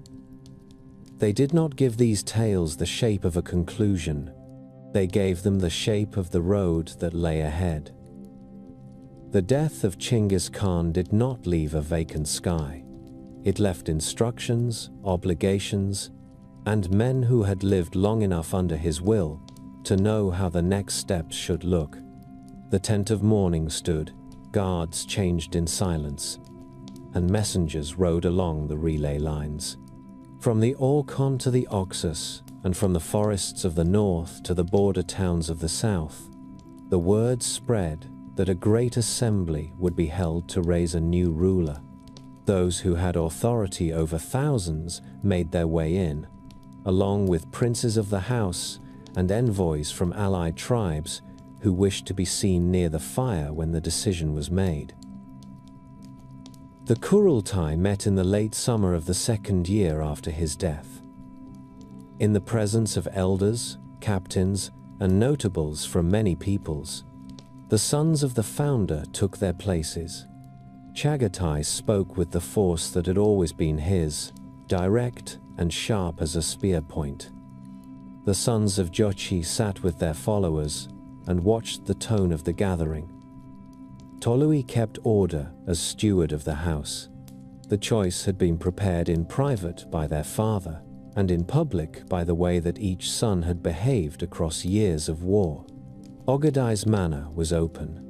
He was a man who could drink deep and laugh loudly, and he could also listen and say yes to a compromise that kept men at the table. He did not carry the harsh pride that had set Chagatai against Jochi. He was not a patient clerk, but he understood the value of clerks. When the elders made their speech, and the ranks shouted as one, Ogadai was lifted and declared Great Khan. There is a habit among peoples who live by herds to judge a leader first by generosity. Ogadai began by opening the storehouses and giving. Horses went to captains who had worn out their mounts on long rides. Robes and belts were handed to men whose loyalty had been tested. Gifts traveled outward to allied tribes and to distant vassals. The new ruler made it clear that a Khan who holds back in a season of festivity will find his following thin in a season of need. Gifts were not the whole of his policy. They were the beginning of a tone that said, the center is strong enough to be open-handed. Karakoram rose from that tone and from the practical need for a place where messengers could always find the court. Ogadai chose the Orkhon Valley, not far from ancient stone steles that bore runes left by Turkic rulers long dead. The site had grass and fish and timber in reach, and it sat at a crossroads of the Yam lines. The new city was not a stone forest in the manner of Chinese capitals. It was a planned camp that became a town. Workshops were laid out for smiths, bowmakers, carpenters, and potters. Storehouses lined the river. A palace of timber rose, with beams carved by artisans drawn from conquered cities. Markets were set aside for Muslims, for Chinese, and for other merchants who preferred to bargain among those who shared their customs. A tree of silver stood in the palace yard, a fountain crafted by a French artisan brought east by merchants that poured wine and mare's milk and mead for feasts. The device was a piece of theatre and a declaration that strange talents would be welcome if they served the court. Administration flowed more smoothly when it had tables and chairs and walls to keep the wind off the ledgers. Yelu Chukai found in Ogedei a ruler willing to trust a man who spoke for measured taxation in place of endless seizure. The Khitan scholar argued for registers of households and fields, for counted granaries and fixed levies that would be collected by officials who feared the center more than they feared town notables. He proposed that officials take assessed shares in salt, grain, and cloth rather than in the lives of taxpayers. Ogedei listened. He did not want to be loved by farmers. He wanted a river of predictable goods and coin that could be sent along the Yam to armies in the field. Under Yelu Chukai, the early system of quotas and requisitions took a shape that ministers could defend with numbers. Abuse did not disappear. It became more visible. Those who cheated could be named, punished, and replaced. The relay system itself grew into a web over continents. Posts stood a day's ride apart along major lines, with spare mounts and fodder and a clerk who could stamp a tablet to show that a courier had taken a horse. Farmers and towns were assessed to support the posts, but the burden was spread and accounted. A message could leave Karakoram in the morning and pass through hands that would carry it across the Gobi and down into the valleys of North China in a matter of days, not weeks. Travelers with Pisa tablets moved under protection. A caravan master who had served the court as a partner could demand shelter and oats. A monk with a letter from a governor could cross 3 languages in 1 week without being robbed. The roads became the empire's most durable invention. The army did not stand idle while clerks sharpened their brushes. Mukali, the old pillar, had died with honors after holding the northern plain. New pillars rose. The campaign against the Jin resumed with clear objectives. The Jin court had fled to Kaifeng and then farther south, hoping that distance and allies would stall the northern riders. Ogedei and Tolui planned a series of advances that would break the remaining resistance and teach the southern Song that the north would not become a buffer forever. The Mongol armies crossed the frozen Yellow River in winter, their ponies sure-footed on ice that cracked under heavier animals. They used siege engines built by Chinese and Khitan crews who now worked as part of the standard train. At Kaifeng, the Jin faced a storm they could not turn. Naphtha bombs exploded with a sound that startled even steppe veterans. Fire lances spat flame from the walls in a last effort to keep the besiegers back. Famine followed fire as stocks ran short. The Jin emperor fled again. In the year that Chinese annals place as 1234, Jin rule ended when Mongols and Song together broke the last remnant. Alliances rarely hold once the shared enemy is gone.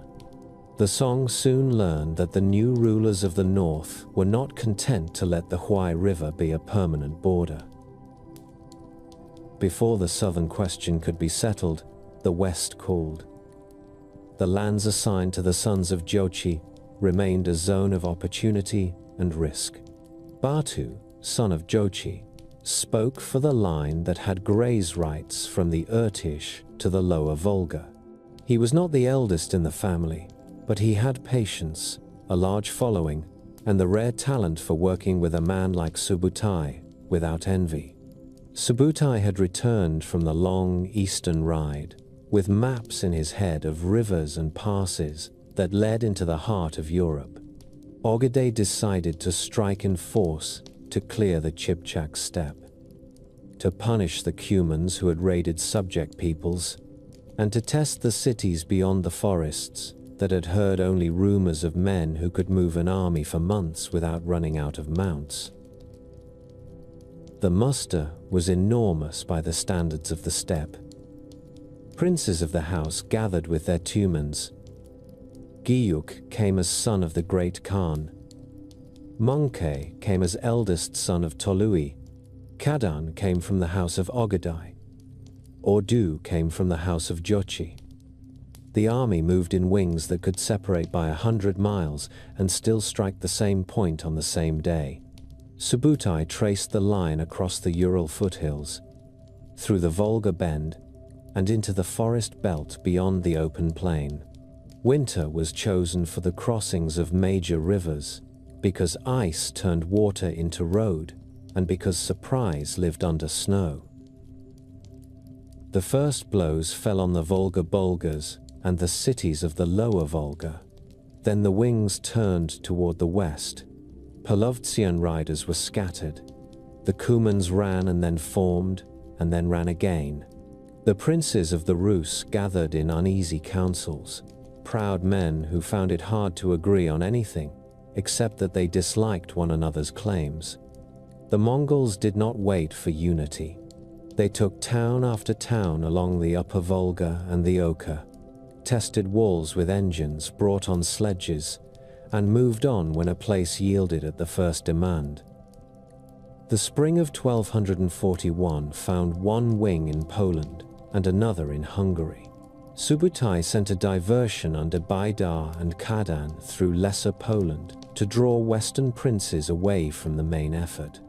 Krakow was burned when it resisted. At Legnica, the Duke of Silesia drew knights and burghers and a contingent of Teutonic brothers for a stand. The Mongols used smoke and feigned flight to pull the line apart, then struck the broken parts with speed. The Duke fell. European chroniclers wrote of heads on lances and of banners carried in triumph. The diversion accomplished its purpose. It kept Western forces from joining the King of Hungary on the Danube plain.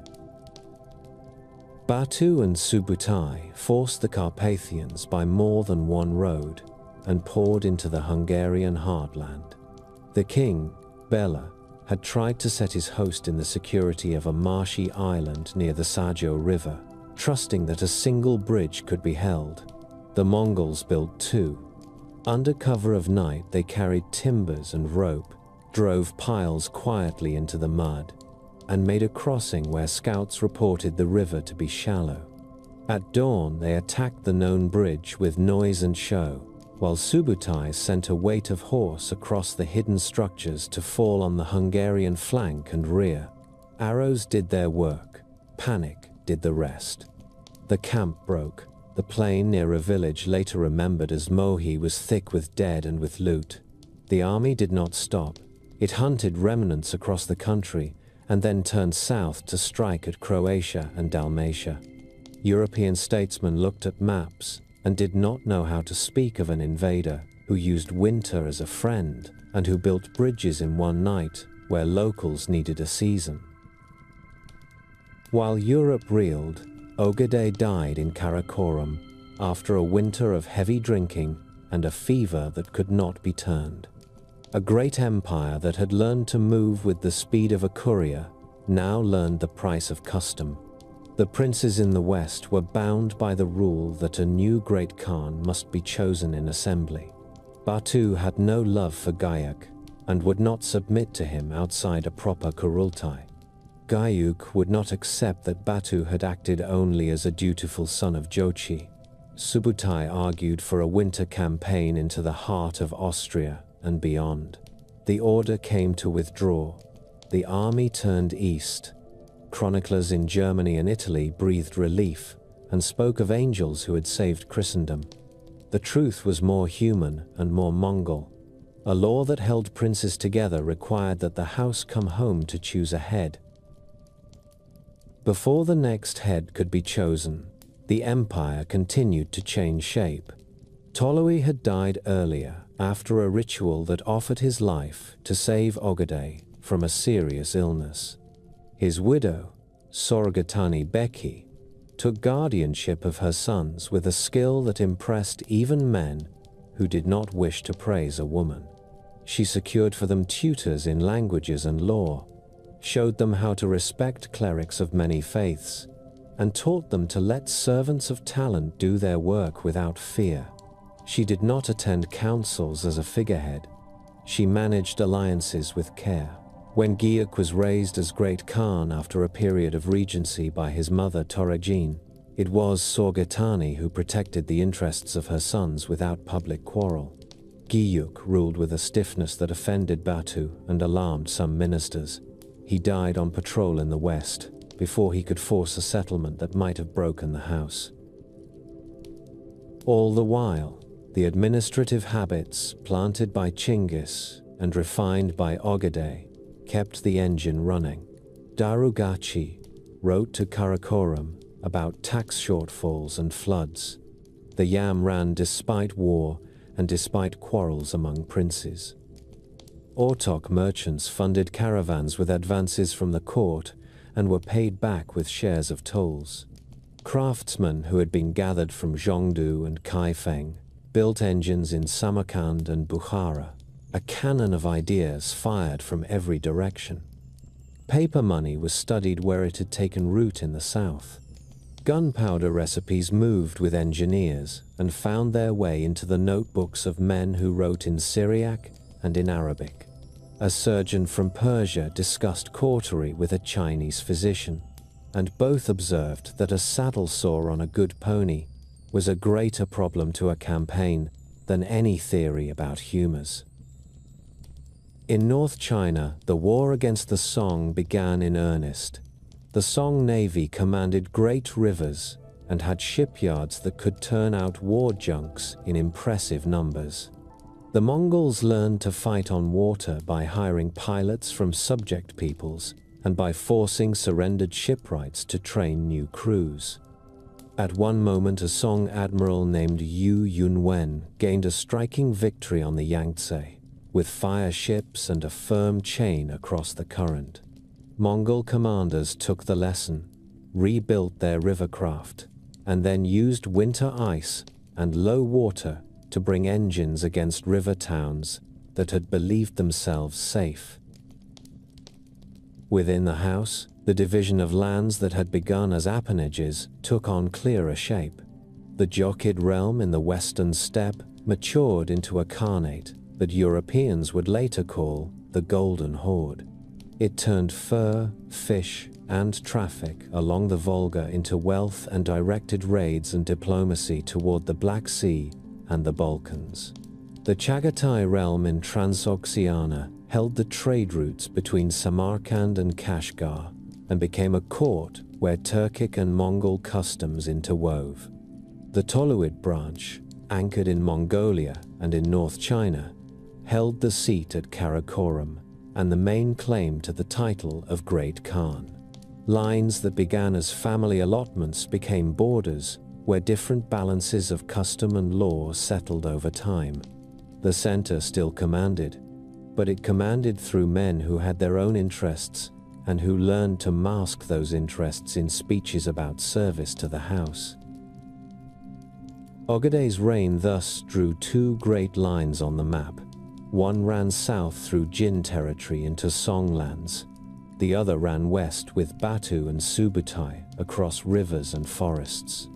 The first line required siegecraft and long patience.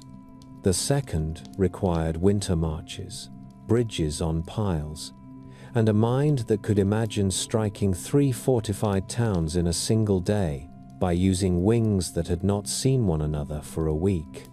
The postal system and the merchant partnerships bound both lines to the center. The legal rules about envoys made it possible for these lines to talk. The habit of raising able men, whether they were born under felt or in a walled town, kept the lines from fraying when one pillar died.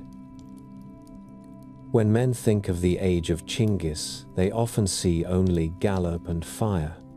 The age of Ogadai added something less visible and just as potent.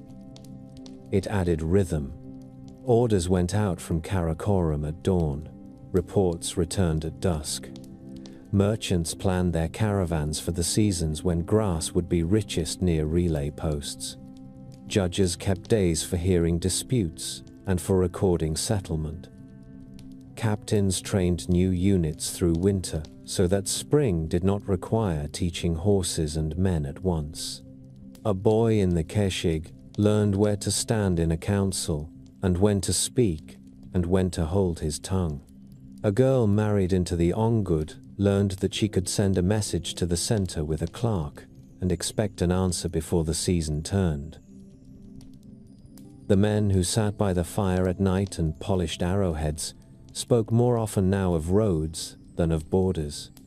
They could ride from the Altai to the Caspian without fear of being robbed by highwaymen.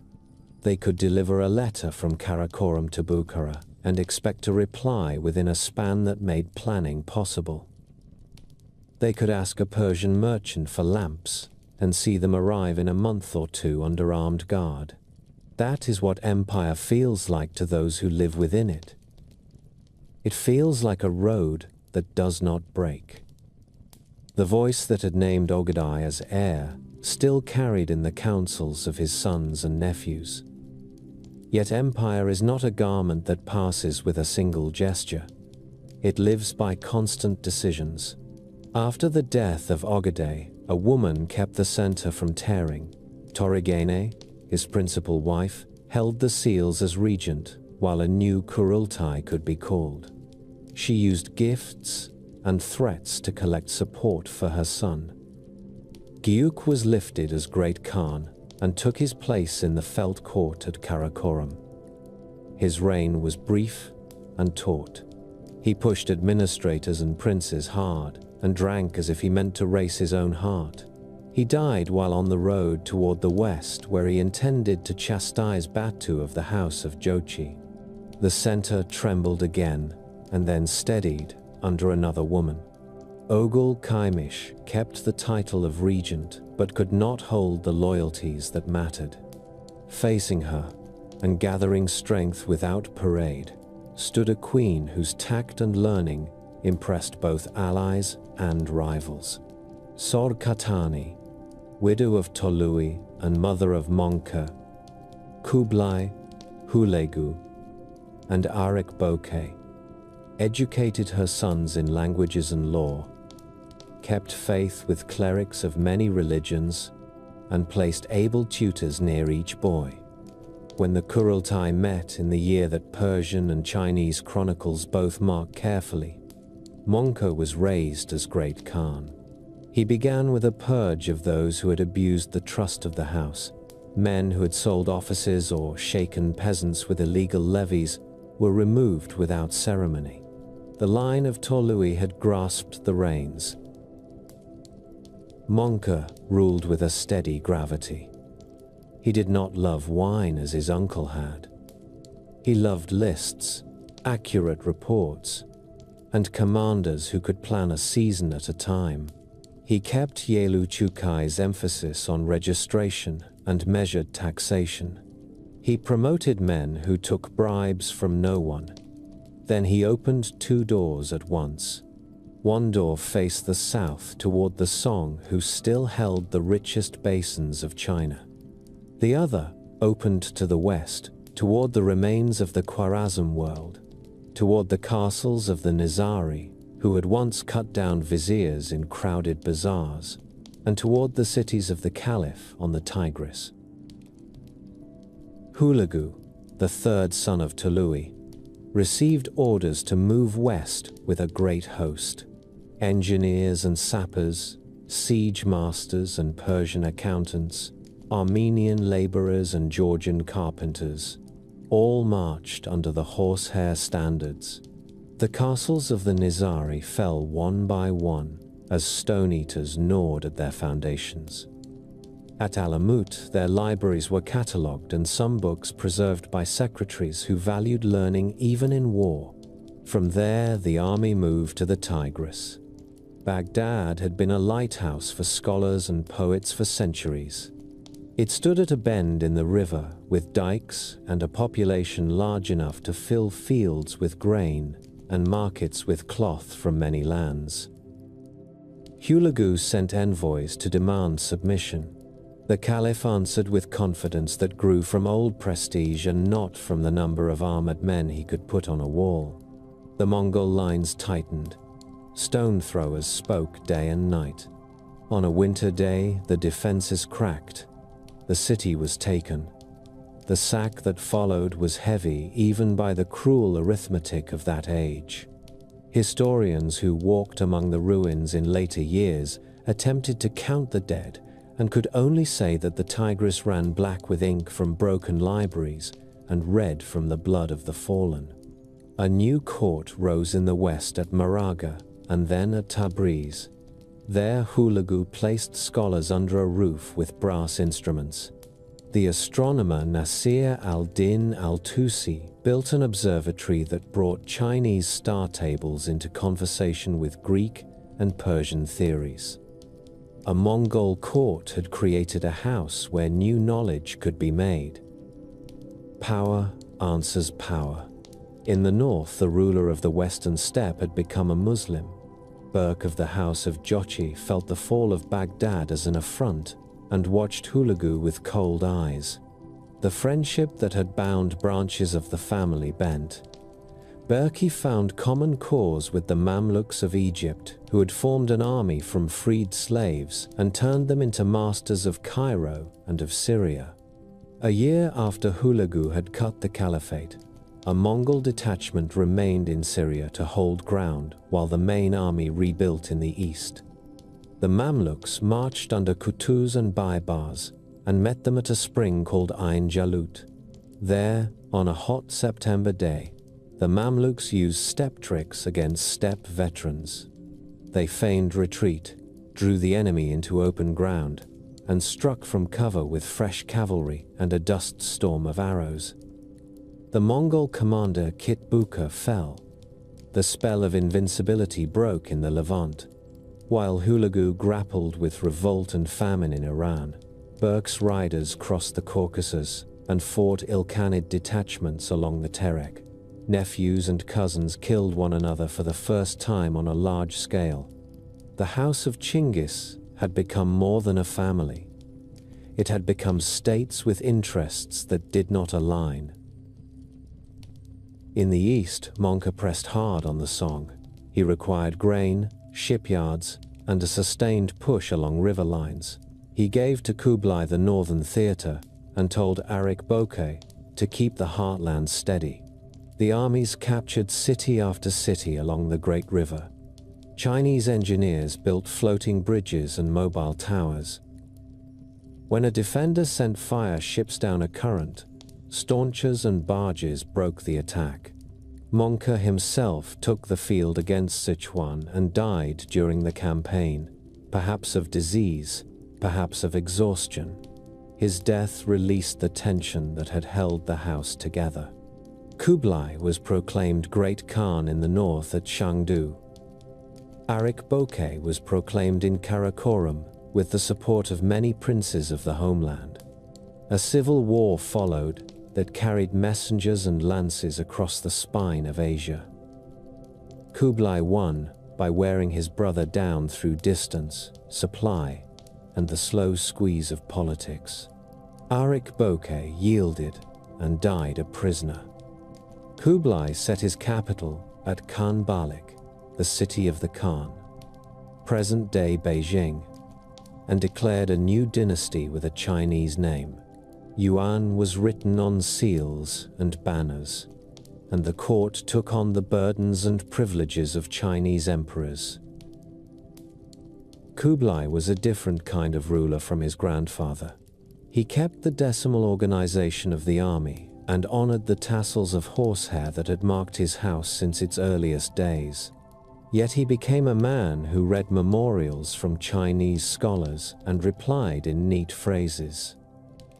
He ordered the Grand Canal repaired so that grain could flow from the rice fields of the south to the warehouses of the capital.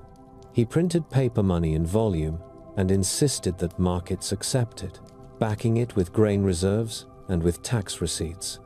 He built granaries to steady the price of food in lean years. He hosted envoys from Venice and from the Pope, and listened to a friar named William of Rubruck talk about the shape of the earth and the difference between Greek and Latin rites. He received a Venetian merchant family whose son would later write a book that fed the imagination of Europe for centuries. The palace at Dadu had a mix of lords in its halls that no earlier Chinese court had seen. Mongols, Uyghurs, Turks, Tibetans, Persians, and Chinese served together. They did not forget who they were. They learned how to work in one house. The conquest of the Southern Song tested every lesson the empire had learned. The Song had fine ships with ribbed hulls, drilled crews, and ministers who knew how to supply an army by water when roads were few. Kublai built a navy. He took surrendered shipwrights and ordered them to teach other peoples how to build rivercraft that could mount engines and carry archers. He advanced along the Yangtze and then into the lakes and channels of the lower basin. Year by year, the Mongol and allied forces ate away at the list of Song strongholds. At last, a fleet fight decided the line. Off the headlands near Yarman, the last Song forces gathered with the boy emperor and a loyal minister named Lu Shufu. The Mongol admiral Zhang Hongfan pressed the attack. The Song ships were chained together to prevent flight. Firepots leaped between decks. The wind faltered and betrayed the defenders. Lu Shufu wrapped the child in his arms and stepped into the sea. With that act, the last dynasty of the South ended, and the whole of China stood under the rule of the house that had begun on the Onan. Kublai's attention wandered beyond China to seas and forests that the elders of the steppe had only heard about. He sent fleets to Japan with Korean shipwrights and Chinese crews. The first armada reached the islands and fought on the beaches, then broke under a sudden storm. The second, larger than the first, came years later and met the same fate.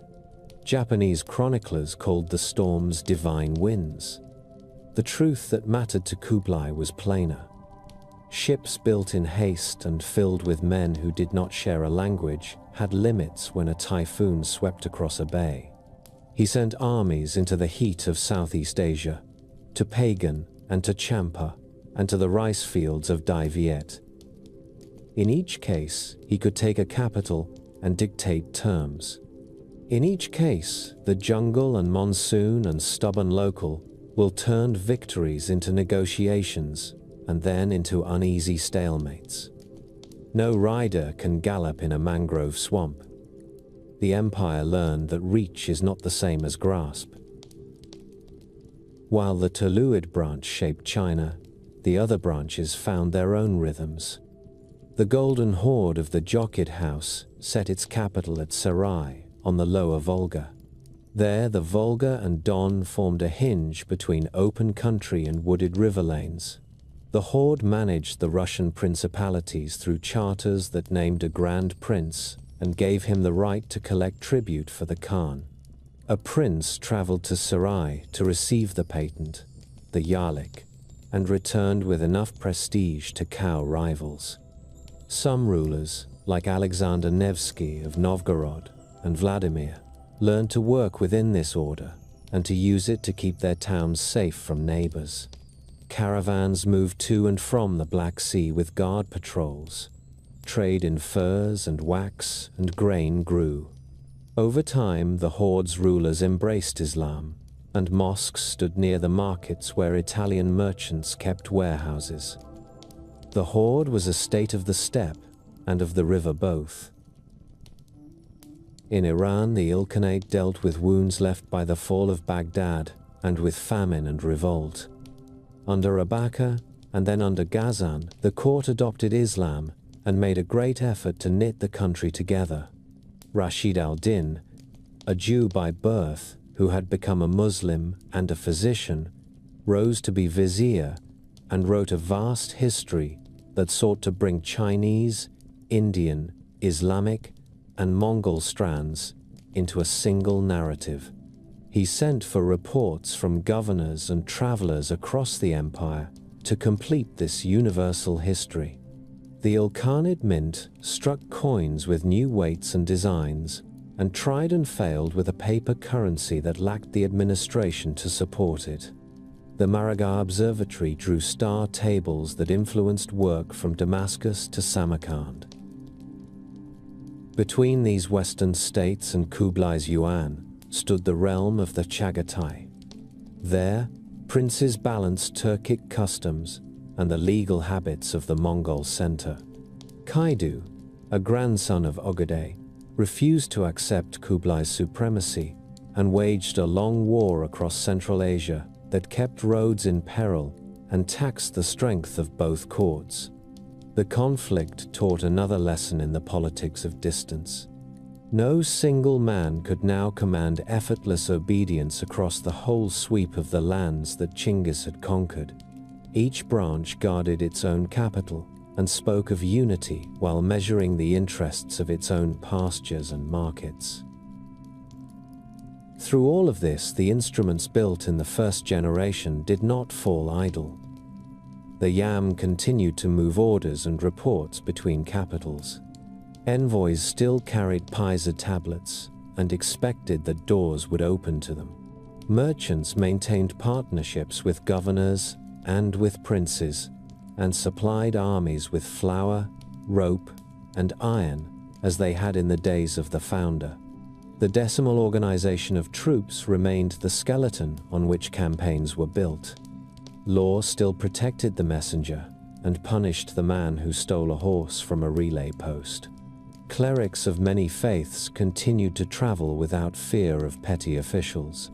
On the roads of the empire, a Franciscan friar could drink fermented mare's milk in a tent one week and eat pilaf in a Persian caravanserai the next, and then bow before a Chinese magistrate who wore a silk robe. The empire did not make all of these places the same. It made it possible to move between them with greater safety than any traveler in earlier centuries could have expected. Exchange runs both ways. Paper learned in China traveled west. Gunpowder formulas moved along the same routes and changed how sieges were fought in the Levant and in Europe. Artistic motifs from Iran and from China met in glazed tiles that decorated palaces from Tabriz to Dadu. Medical knowledge crossed lines of language. A doctor who read Avicenna learned to value pulse and urine from Chinese practice and added those observations to his own lists. Officials in the Yuan learned from Persian accountants how to build centralized ledgers that covered more than one province. Muslim astronomers taught Chinese scholars the habits of keeping systematic observations night after night with precisely aligned instruments. The pathways that carried goods now carried methods. Movement also carried misfortunes. In the middle of the 14th century, a sickness rose from the valleys of the Great Plateau and along caravan tracks. At the port of Kaffa on the Black Sea, a town that sat under the eyes of the Golden Horde and became a node where Italians traded for steppe goods, the disease climbed onto ships and rode with sailors to Mediterranean harbors. What the world would later call the Black Death burned through port cities and then into inland towns. The very roads that had made the world feel connected now carried a plague that emptied streets. No ruler planned this. It was an unintended payment for a century of open travel. For the memory of Chinggis himself, there remained a deeper current. The laws that men called the Yasa were never written out in a single codex, where a reader could turn a page and find a neat list of clauses. They lived in proclamations, in judgments, and in the habit of obedience to a ruler who promised fairness. Later, courts argued about the letter of the Yasa and built commentaries around what they believed the founder had willed. The Mongols themselves kept his words in their heads and in their stories. The secret history, written down in Chinese transcription of Mongol words a generation after his death, preserved the songs and quarrels of his youth and gave an inner voice to men who had otherwise been only the subjects of foreign chronicles.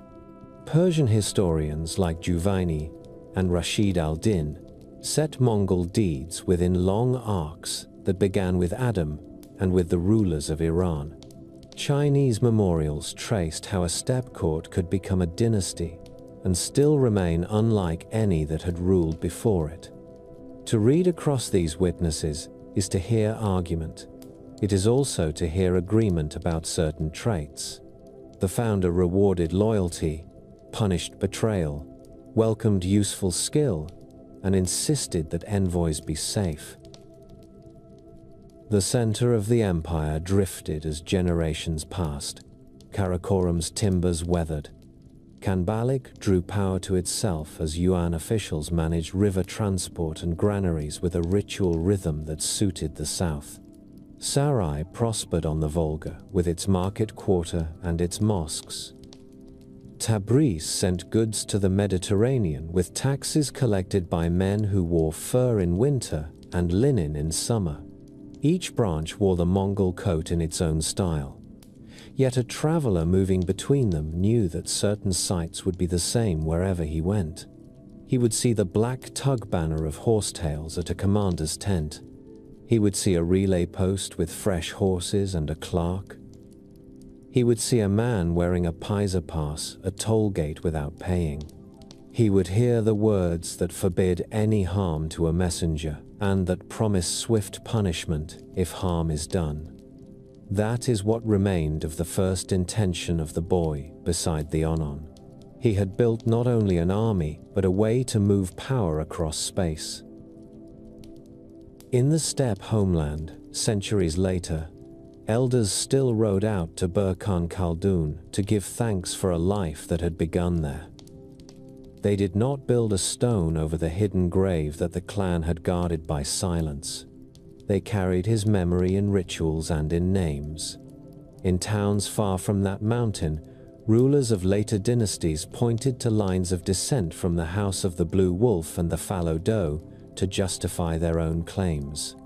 Some spoke his name with hate, some with admiration, and some with both at once. His descendants ruled China, Iran, and the steppes in different centuries and under different creeds. Yet wherever a courier rode under a safe conduct that men recognized, wherever a merchant demanded fair measure under a charter that carried a Mongol seal, and wherever a judge allowed a Brahmin and a monk and a mullah to argue in the same court without fear, a strand of his first ideas showed through.